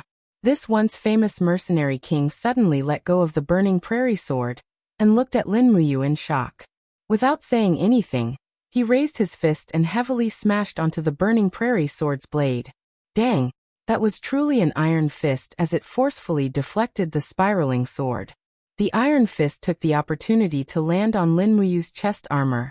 With a muffled pu sound, Lin Muyu spat out a mouthful of blood as she retreated a few steps. The Do Qi in her body quickly dissipated, and she was no longer able to muster any strength to counterattack. Chigue's entire body was surrounded by raging flames as he looked at her arrogantly and said, "This daddy has been famous for 50 years and has long stepped into the third level of Heaven Realm. What kind of opponent have I not seen? I have lived in Tongtian Tower for more than 10 years, and you are the first person who can injure me. Heh, should I kill you today or spare you?" Lin Muyu was an unyielding young man. She took out a dozen diamond coins from her bosom and said, "I'll give you the money, and you'll spare my life. After 20 days, I will leave Skysplit Tower, and we will mind our own business. Otherwise, if I were to risk my life, you might not be able to escape unscathed. We have no enmity between us, so why must we fight to the death?" Chigue was at least a level 80 and above Heaven Realm 3rd Heavenly Stage expert, with a cultivation close to the sacred domain. If he were to really fight, he would probably be even more terrifying than Xiangyu. Against such an opponent, he had no chance of winning at all. Furthermore, he hadn't even grasped the third star of the 7 planets' profound energy, otherwise, he might be able to put up a fight. Ha ha ha ha. Chigue threw his head back and laughed. His expression was filled with disdain and arrogance. He glanced at Lin Muyu and said, "Brat, you're an interesting person. However, Bloodlord said that anyone who enters Tongtian Tower can either obey him or die. Choose one." "How do I obey?" "Follow me to the 3rd floor of Tongtian Tower." "3rd floor?" Lin Muyu furrowed his brows and said, "What if I don't go?" "Don't worry, you'll go." Chigue's lips curled into a strange smile. He suddenly opened his palm and with a roar, a monstrous flame condensed around his body. With a voila! The flame spread out with him as the center, burning everything around him. Lin Muyu hurriedly stomped on the ground. The gourd martial spirit appeared around him and perfectly protected him, not allowing him to receive any damage. However, in the next moment, Lin Muyu even had the heart to die, because the bag of dry rations placed in the corner had instantly turned into ashes. The flatbread had been completely burned into a pile of ashes, so how was he going to eat it? Qi Gui laughed and jumped up the stone steps. There's food in the third floor. If you're not afraid of death, then come. His figure flashed and disappeared into the darkness. The kerosene was also burned in an instant, and the first floor entered complete darkness. Lin Muyu gritted her teeth as she stood there. First, the water bag was destroyed by the thorn demon, and now, even the dry rations were burned by Qi Gui. It seemed that Bloodlord really wanted her to go to the third floor? To go or not to go, this was the question. If she went, her life and death would be uncertain. If she didn't go, she would starve to death here. The closest guard of Tongtian Tower was a mile away. No matter how she called for them, they wouldn't be able to hear her. Moreover, the emperor had already ordered that no matter what happened in Tongtian Tower, the people outside were not allowed to provide any help. Otherwise, they wouldn't be exiled from Tongtian Tower. When he sat down, his stomach was already growling. Lin Muyu frowned. If she continued to starve, it would only get worse. As her stamina drained, her do-chi would also become weaker. Rather than that, it would be better to go to the third floor to find that Bloodlord and see what he wanted to do. Moreover, the earlier she went, the more powerful her stamina and do-chi would be. Thus, she made up her mind. Sitting cross-legged, she used close to an hour to circulate the Forging Dragonbone Remnant Scroll 72 times. Her stamina and do-chi had also recovered to their peak. She should be able to use the first and second element of the 7 planets' profound energy a few more times. Let's go. Holding the burning prairie sword in her hand, she lightly spat out energy. Immediately, the sword lit up the surroundings. It was already close to dawn. Sha. Stepping on the stone steps, she walked up to the second floor. This place was still deathly silent. In the distance were the skeletons of the dead. She turned around the corridor, and the stone steps to the third floor appeared in front of her. However, to enter the third floor, she had to pass through a blood-red barrier. Spreading out her spirit pulse technique, she could clearly feel that the barrier was only 2 meters away. Lin Muyu shook the tip of the sword and activated the power of the fire sword. Instantly, the true dragon essence fire lingered around the long sword, and the dragon flame spiral break was quickly blasted over. Bang! The powerful true dragon's penetrating power directly pierced a big hole in the barrier. Without thinking, she followed the burning prairie sword into the third floor. Her body was surrounded by the gourd walls, and she had already entered her peak battle state. Suddenly, her eyes lit up. The third floor was actually lit up with glass lamps. Furthermore, Qi Gui was smiling at her with his arms crossed. Brat, you're finally here. Lin Muyu's eyes turned cold. Qi Gui, what the hell are you trying to do? Where is that Bloodlord? I'm here. An indifferent voice sounded behind her. The next moment, Lin Muyu couldn't move at all. A tyrannical domain power had already formed a pressure on her. Another sacred domain expert. Pow. Pow. Waves of battle energy exploded around her like a white pear blossoming. Lin Muyu tried her best to control her body to resist the pressure. She even activated the true dragon essence fire, but it still didn't work. She gritted her teeth and roared angrily, activating the chaos of the common life.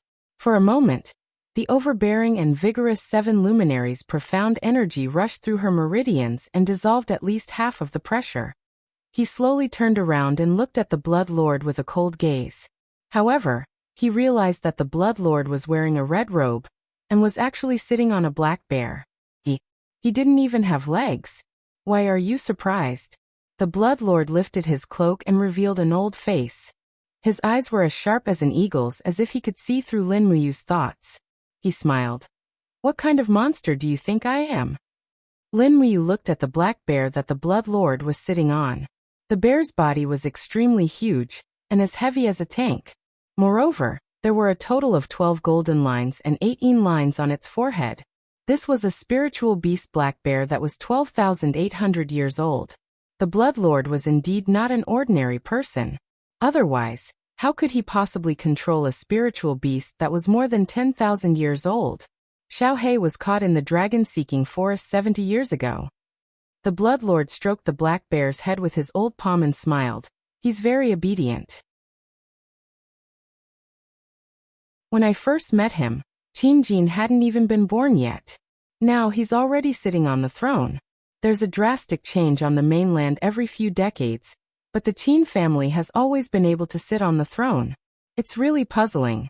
Lin Muyu frowned and thought that Qin Jin, the emperor, was actually quite benevolent. His heir Qin Yin was even more of a kind-hearted girl.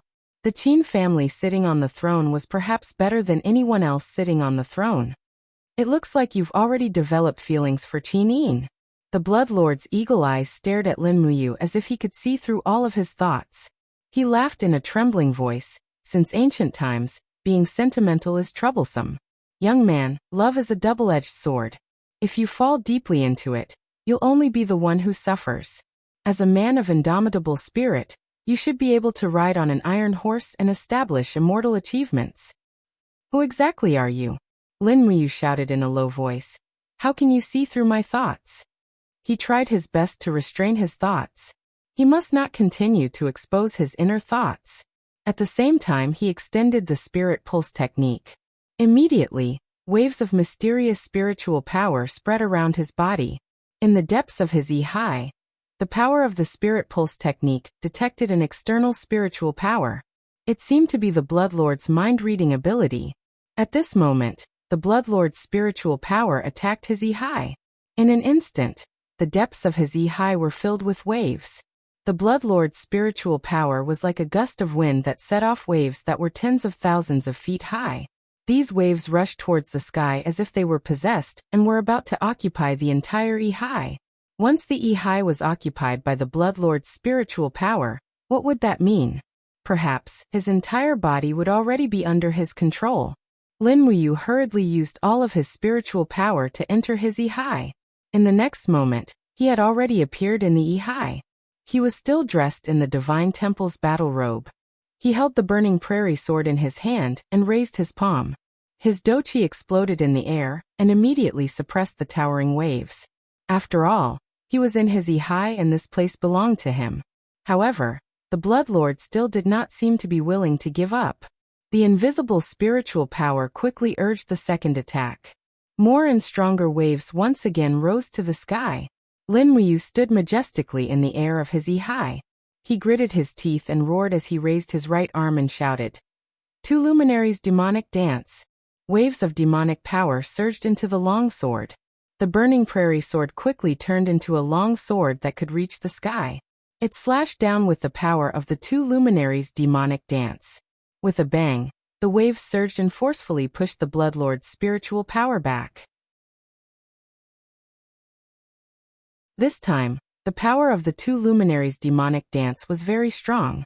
It seemed that even the seven luminaries' demon emperor, who was sleeping in the depths of his Yi, was angry. After all, he treated this place as his home. Now there was another person who wanted to move in. Unknowingly, Lin Muyu and the seven luminaries' demon emperor teamed up for the first time.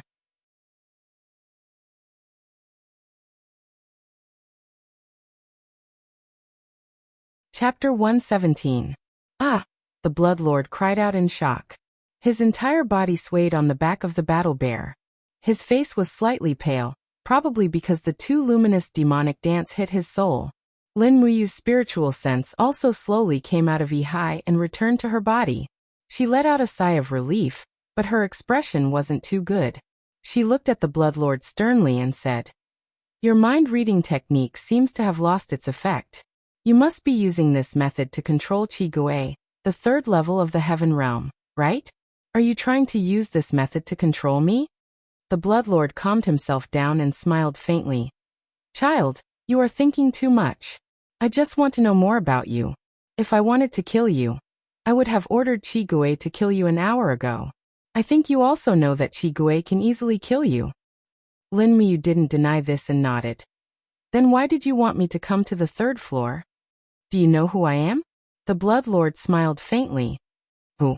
My name is Qin Hong. I am the younger brother of the current emperor, Qin Jin's grandfather." "What, you don't believe me?" The Blood Lord smiled faintly and suddenly raised his palm.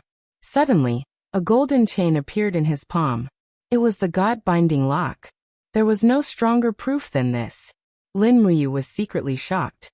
"Since you are from the Qin family, why are you imprisoned here?" The Blood Lord sneered. "Because of a mistake, I mobilized 300,000 soldiers from Tongtian province and planned to take over Lanyan City to become the emperor. Unfortunately, time was not on my side. The rebellion failed, and I was exiled to this Tongtian tower. Kid, I just went into your Ihai and understood some things. You don't belong to this world.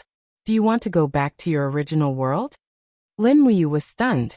He came from another world and no one would believe him if he told them about it. However, the Blood Lord had the ability to read minds and he could do it. Looking at Lin Muyu's stunned expression, Blood Lord couldn't help but smile and said, "Your father, Lin Shun, must be very concerned about you right now, right? Besides, your original world was so colorful. You could run freely in the game, have brotherly love, and have colorful nightlife. That beautiful female DJ called Susan from Soho Bar might still be talking about you every day. Are you really willing to part with her? Don't you want to go back?" "I want to," he said in a low voice. Blood Lord laughed and said, "I do have a way that might allow you to cross dimensions and return to your original world. I just want to ask, are you willing to accept my help?" Lin Muyu immediately gathered his thoughts and continued to make a defensive posture in his Ihai using the Spirit Pulse technique. He did not want Blood Lord to enter his Ihai to continue reading his thoughts. He smiled and said, "What benefits will it bring you if you help me return to my original world?" "There's no need for benefits. I've been in this Tongtian tower for almost 100 years. What else can't I let go of? As long as I can help you, I'm very happy." Blood Lord spread his hands and looked like he was doing charity. Lin Muyu was completely on her guard now. It was unreasonable to help others for no reason, let alone someone like the Blood Lord. He was willing to kill his own brother for the throne. Such a person would definitely not help others for no reason. "Then tell me," Lin Muyu said lightly. Blood Lord caressed Warbear's head and said with a smile, "It's useless to say more. You'd better follow me to the top of the tower. Don't you want to see what's so special about the upper floors after entering the Tower of Babel?" Lin Muyu nodded. "Please lead the way." "Little Black, let's go." Warbear roared and carried Blood Lord up to the 4th floor. Lin Muyu held the burning prairie sword and followed up cautiously. Qi Gui cupped his fist and walked at the back, as if he was afraid that Lin Muyu would suddenly attack Blood Lord. The 4th floor was empty. There was nothing. The 5th floor was the same. The 6th floor was the same. Just like that, they climbed up floor by floor. When they reached the 17th floor, they could see the lightning and whirlpool outside through the small window. This place was extremely close to the blood whirlpool. When they stepped onto the 8th floor, they were only one step away. Hua hua hua. The wind was so strong that it was hard to open one's eyes. Blood Lord didn't move at all. He had already released his territory to resist any invasion. Lin Muyu released the wall of the gourd to protect herself. The 18th floor was the top of Tongtian Tower. Looking around, one could see the entire Lanyan city and all the surrounding scenery. The people on the ground could never see the top of the tower, but the people on the top of the tower could see through the entire Lanyan city. It was really magical. Above their heads was the blood whirlpool. There seemed to be a strong suction force in the whirlpool that was sucking everything on the ground. Leaves were flying up from the ground and were sucked into the whirlpool. Lin Muyu's battle robe was also fluttering in the wind. Fortunately, his cultivation was already considered to be above average, so he could still withstand it. He glanced at Blood Lord with an indifferent expression. It seemed that Blood Lord had used the mind-reading skill to see everything about his original world, but not everything about the 7 luminaries Demon Emperor. Otherwise he wouldn't be so calm. After all, the existence of the 7 luminaries Demon Emperor was too shocking to the world. Squinting at the blood whirlpool in front of him, Lin Muyu asked, "What is this?" "A plane crack." Blood Lord smiled. There is only one such crack in the world. You can reach another completely different plane after jumping through it. That's why I brought you here. Your world may be behind this demon eye, but you still need to wait a little longer. Why? Lin Muyu asked. Because the plane behind this plane crack changes every 100 years. Now, the world behind the crack is the heavenly realm. The heavenly realm? Lin Muyu was stunned. In other words, the heavenly realm. Bloodlord looked up and smiled. The world of the Great Way is ever-changing. There are many people in the mortal world who only pursue immortality, but immortality is not attainable. The mortal body can't withstand the impact of the time sand of crossing planes. Child, there are only two ways for you to return to your original world. One is to become a god through cultivation.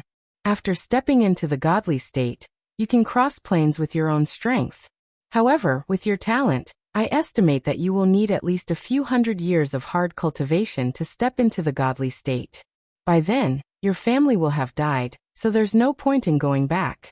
The other way is to cross the plane in front of you by force, and enter the heavenly realm to quickly cultivate, and become a god. Lin Muyu was stunned. She smiled. If the heavenly realm is behind the plane crack, why don't you and Qi Gui go there? Bloodlord sighed. My legs have been cut off, so I can't regrow them. Xiao He is a beast, so he can't enter the heavenly realm. Qi Gui is even simpler. He is a mercenary king whose hands are stained with blood. His sins are too heavy, the time sand will definitely crush him into pieces. However, child, you are innocent and your body is the bloodline of a real dragon. You have the strongest physique in the world. The time sand won't be able to destroy your body, so you are the best candidate to enter the heavenly realm. Really? Yes. The Blood Lord raised his hand, and an invisible force spread out. Suddenly, the bloody vortex in front of him slowly dispersed the blood qi, and the scenery on the other side of the crack also slowly emerged. It was a beautiful picture. There was a lush green jungle, and there were mountains floating above it. On the mountains, there were many spirit palaces, crowned cranes, and auspicious clouds lingering. One could even see celestials flying between the mountains, riding on the clouds and mist from afar. This is the heavenly realm. Lin Muyu's eyes widened. She was a little dazed. She thought that the scenery was really good. The 3D image was really amazing. Yes, this is the heavenly realm.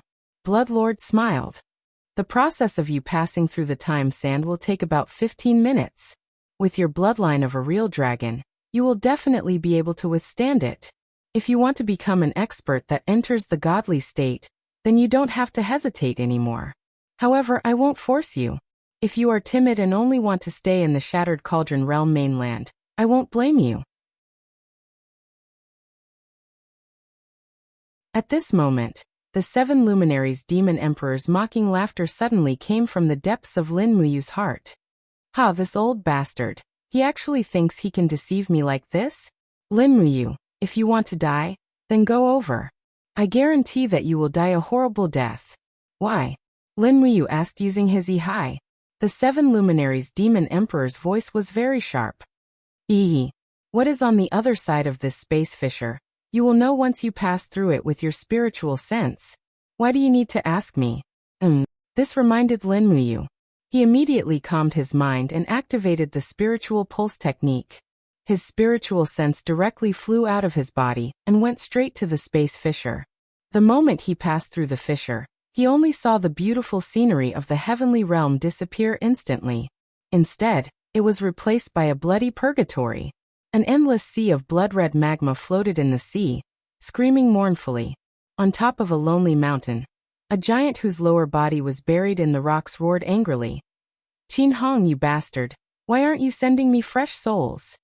If you don't, I, the Flame Spirit Ghost King, will make you wish you were dead. Lin Muyu was slightly stunned and quickly withdrew his spiritual sense. Phew. He let out a sigh of relief and glanced at the Blood Lord. He smiled and said, Since you can't enter the heavenly realm by yourself, how about I carry you and fly into the heavenly realm together? We can become gods together. How about that? The Blood Lord was stunned and understood something.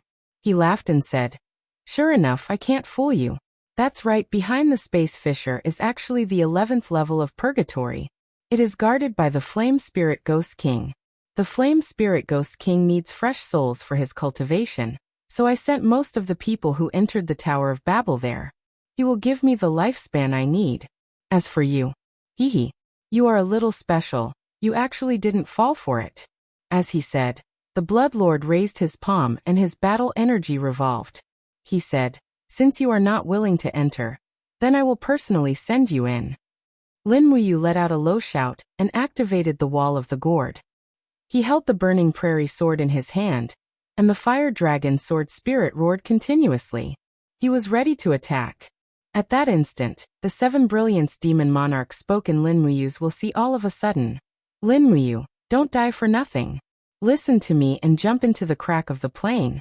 I'll help you defeat the Fire Essence Ghost Emperor. You can defeat the Flame Spirit Ghost King?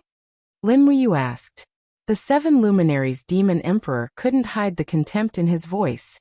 In the words of your world, a trash like the Flame Spirit Ghost King isn't even fit to carry my shoes.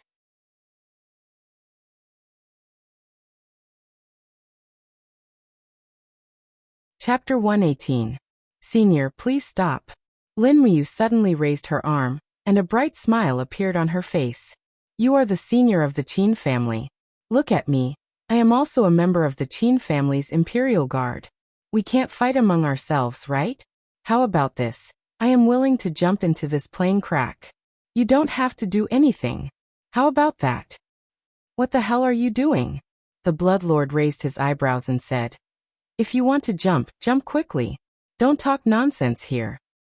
All right. Lin Muyu turned around and quickly raised her battle energy to its peak. She stomped on the top of the tower and jumped into the plane crack. Since she would be killed by the Blood Lord if she stayed here, she might as well try her luck in purgatory. The 7 Luminaries Demon Emperor shared a body with her, so he wouldn't let her die. However, she couldn't trust the 7 Luminaries Demon Emperor completely. This demon wasn't a good person either. Since the worst outcome was death, she had to try it if there was a chance. Buzz. Her ears were ringing.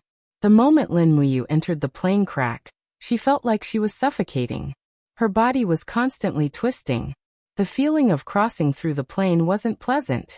Streaks of fiery red light kept hitting her body. This was the time quicksand that the Bloodlord mentioned. However, it was a very hot quicksand. The burning sensation almost made Lin Muyu faint.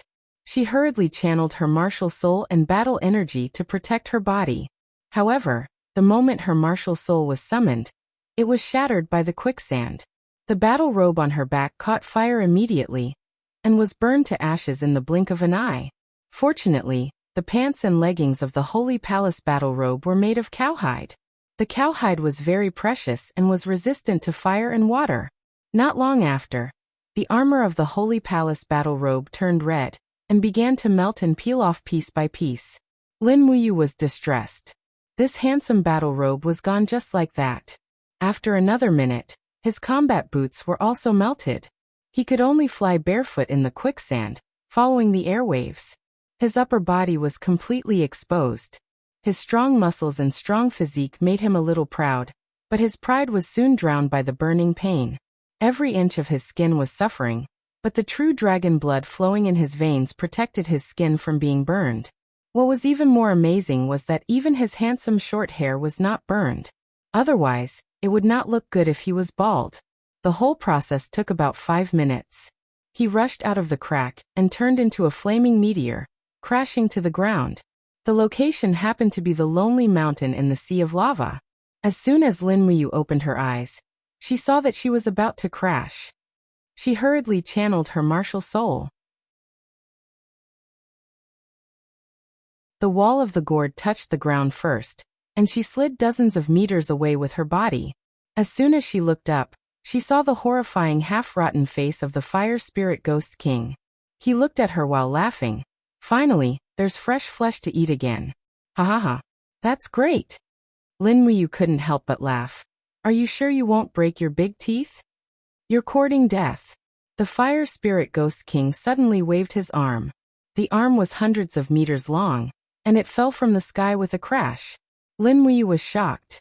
This kind of magical power was really amazing. She hurriedly used the butterfly steps of falling star steps to dodge. The dust behind her flew up, and the whole lonely mountain was shaking. However, Lin Muyu also noticed that after the Fire Spirit Ghost King's attack, there was no ravine left on the ground. What was going on? There seemed to be only one explanation. The Fire Spirit Ghost King didn't have a physical body at all. The behemoth in front of her was just a soul form. However, even if she was hit by a soul form, she would probably die. Once she died, she would become a soul. At that time, she would be at the mercy of others. No, strictly speaking, she would be at the mercy of the ghost. Hua! The gale wrapped around the Fire Spirit Ghost King's arm, and he attacked again. Lin Muyu hurriedly shouted, "7 luminaries, Demon Emperor. You still don't come out? Do you want to wait for me to die before coming out? Don't forget, there is nothing else here except this body of mine." This sentence was very powerful. It immediately made the 7 luminaries Demon Emperor unable to sit still. Lin Muyu opened the gate of We'll See. In the next instant, the enormous figure of the 7 Brilliance Demon Monarch burst out from the top of his head. It was still in the form of a soul, but it was a lot more arrogant. With his hands behind his back, the 7 luminaries Demon Emperor stood in the air, surrounded by divine light. He looked at the Fire Spirit Ghost King indifferently and said, "Fire Spirit, do you still remember me?" The Fire Spirit Ghost King was stunned, and his face revealed a cold expression. 7 luminaries Demon Emperor? Ah. Ha ha ha, you actually hid in the body of a nameless kid, and you are so weak.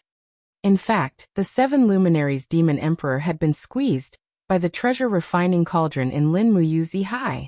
His soul power was getting weaker and weaker, and he might not be able to defeat the Fire Spirit Ghost King. Anyway, it was best for the two of them to fight to the death.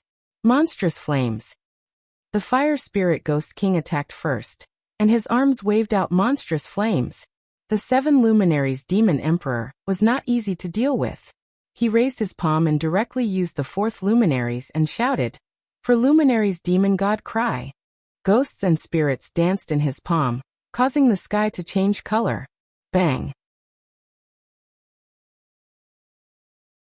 With a loud explosion, the flames of the Fire Spirit Ghost King were directly smashed. The palm power continued to fly out, shattering half of the Fire Spirit Ghost King's arm. But because it was in soul form, it only damaged its soul power, and the arm quickly grew back. "You old thing."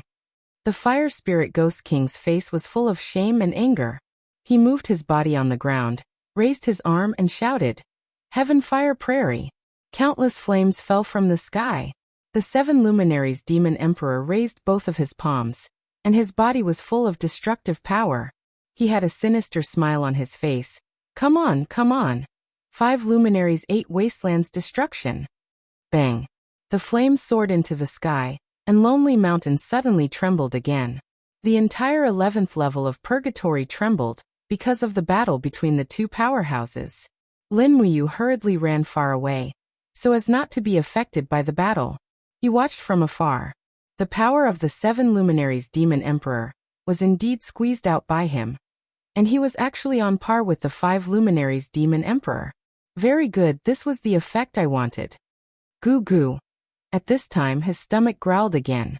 He was not in soul form, and he would starve to death if he did not eat. But where could he find food in this purgatory? There was boiling lava everywhere on Lonely Mountain. Even if there was a living thing, it would probably be burned to death, and there were ownerless ghosts floating in the lava. Could it be that they were eating ghosts? He touched his stomach, and he wanted to die. Carrying the burning prairie sword, he wandered in Lonely Mountain, and after searching for a long time, the voices of the two powerhouses echoed in his ears. Flying Fire Sacrifice, I will kill you. 6 luminaries Heaven and Earth Calamity, I will kill your whole family. Firethorn Heaven and Earth, you are dead. 7 luminaries Star Transformation, Fire Essence, you idiot, if you want to kill me, wait another 10,000 years. Among the voices of the two powerhouses, Lin Muyu quickly distinguished another sound. Goo goo. Goo goo. Damn, is this the sound of a frog? His heart skipped a beat, and he hurriedly carried the burning prairie sword and followed the sound. It was a crack between the rocks, and when he went in, he saw a frog with a fiery body. This frog was about the size of a fist, and it was much bigger than an ordinary frog. He had seen this thing before. In the Conquest game, the fire frog was a level 10 food ingredient, and it was very delicious after cooking. Catch the fire frog. Pa. His palm fell to the ground, but he caught nothing. The fire frog's jumping speed was very fast, and it was already far away, but this was not a problem for Lin Muyu. He just raised his hand, and the calabash vine broke out of the ground, instantly binding the fire frog. Walking forward, he cut off the fire frog's head, and held its fat and tender body in his palm. It felt hot, but there was no water, so how was he going to cook it? And this was a very serious problem. Without water, how was he going to survive? At this moment, the stones on the ground not far away suddenly began to tremble, and in the next moment, with a "pa" sound, a white arrow of water rushed out of the ground, and it was boiling hot water. For a moment, Lin Muyu was overjoyed. It was an underground spring. Too lucky, there was actually an underground spring in this kind of place. There was simply no such thing as a dead end. He happily took off his leg. Because the material was impervious to water and fire, he directly took some underground spring water, and found some branches that had dried up for tens of thousands of years to make a bonfire. He wrapped the leather into the shape of a pot, and placed it on top to cook. Then he caught 2 fire frogs, removed the skin, and threw the 3 fire frogs into the pot to cook. At this time, he couldn't go for seasonings like green onions and coriander, and there wasn't even any oil. It was already good enough to fill his stomach. Not long after, the water began to boil again, and the meat of the fire frog emitted a faint fragrance. In the distance, the souls of the 7 luminaries Demon Emperor and the Fire Spirit Ghost King were still fighting. The starlight shot into the sky, looking extremely dazzling, but it would still take some time to kill the Fire Spirit Ghost King. Lin Muyu couldn't be bothered with these 2 crazy people, and minded his own business eating the fire frogs. 3 fire frogs were enough, and after eating, he was already full. He patted his bulging stomach, drank some soup, and rested on the hot rock for a while. He felt that there was no longer anything he wanted to pursue in life. But at this moment, a burning sensation suddenly came from his stomach. What's going on? He frowned. Could it be a stomachache? At this moment, Lulu flew out and said, "Brother, you ate too much fire frog meat. This meat is pure fire attribute. You can't eat the fire frog meat without getting rid of the fire."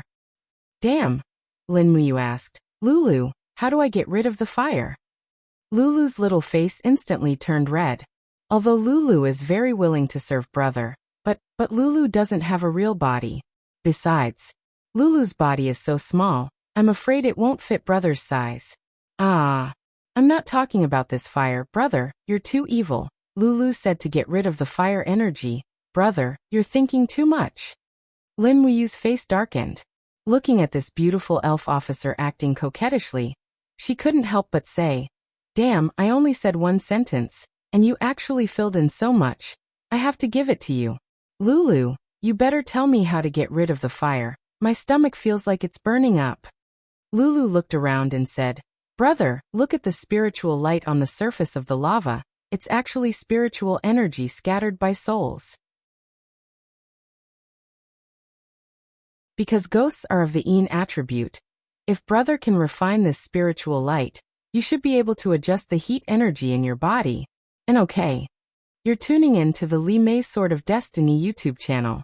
We're so grateful for your support, and don't forget to subscribe to join us on this incredible journey through captivating stories.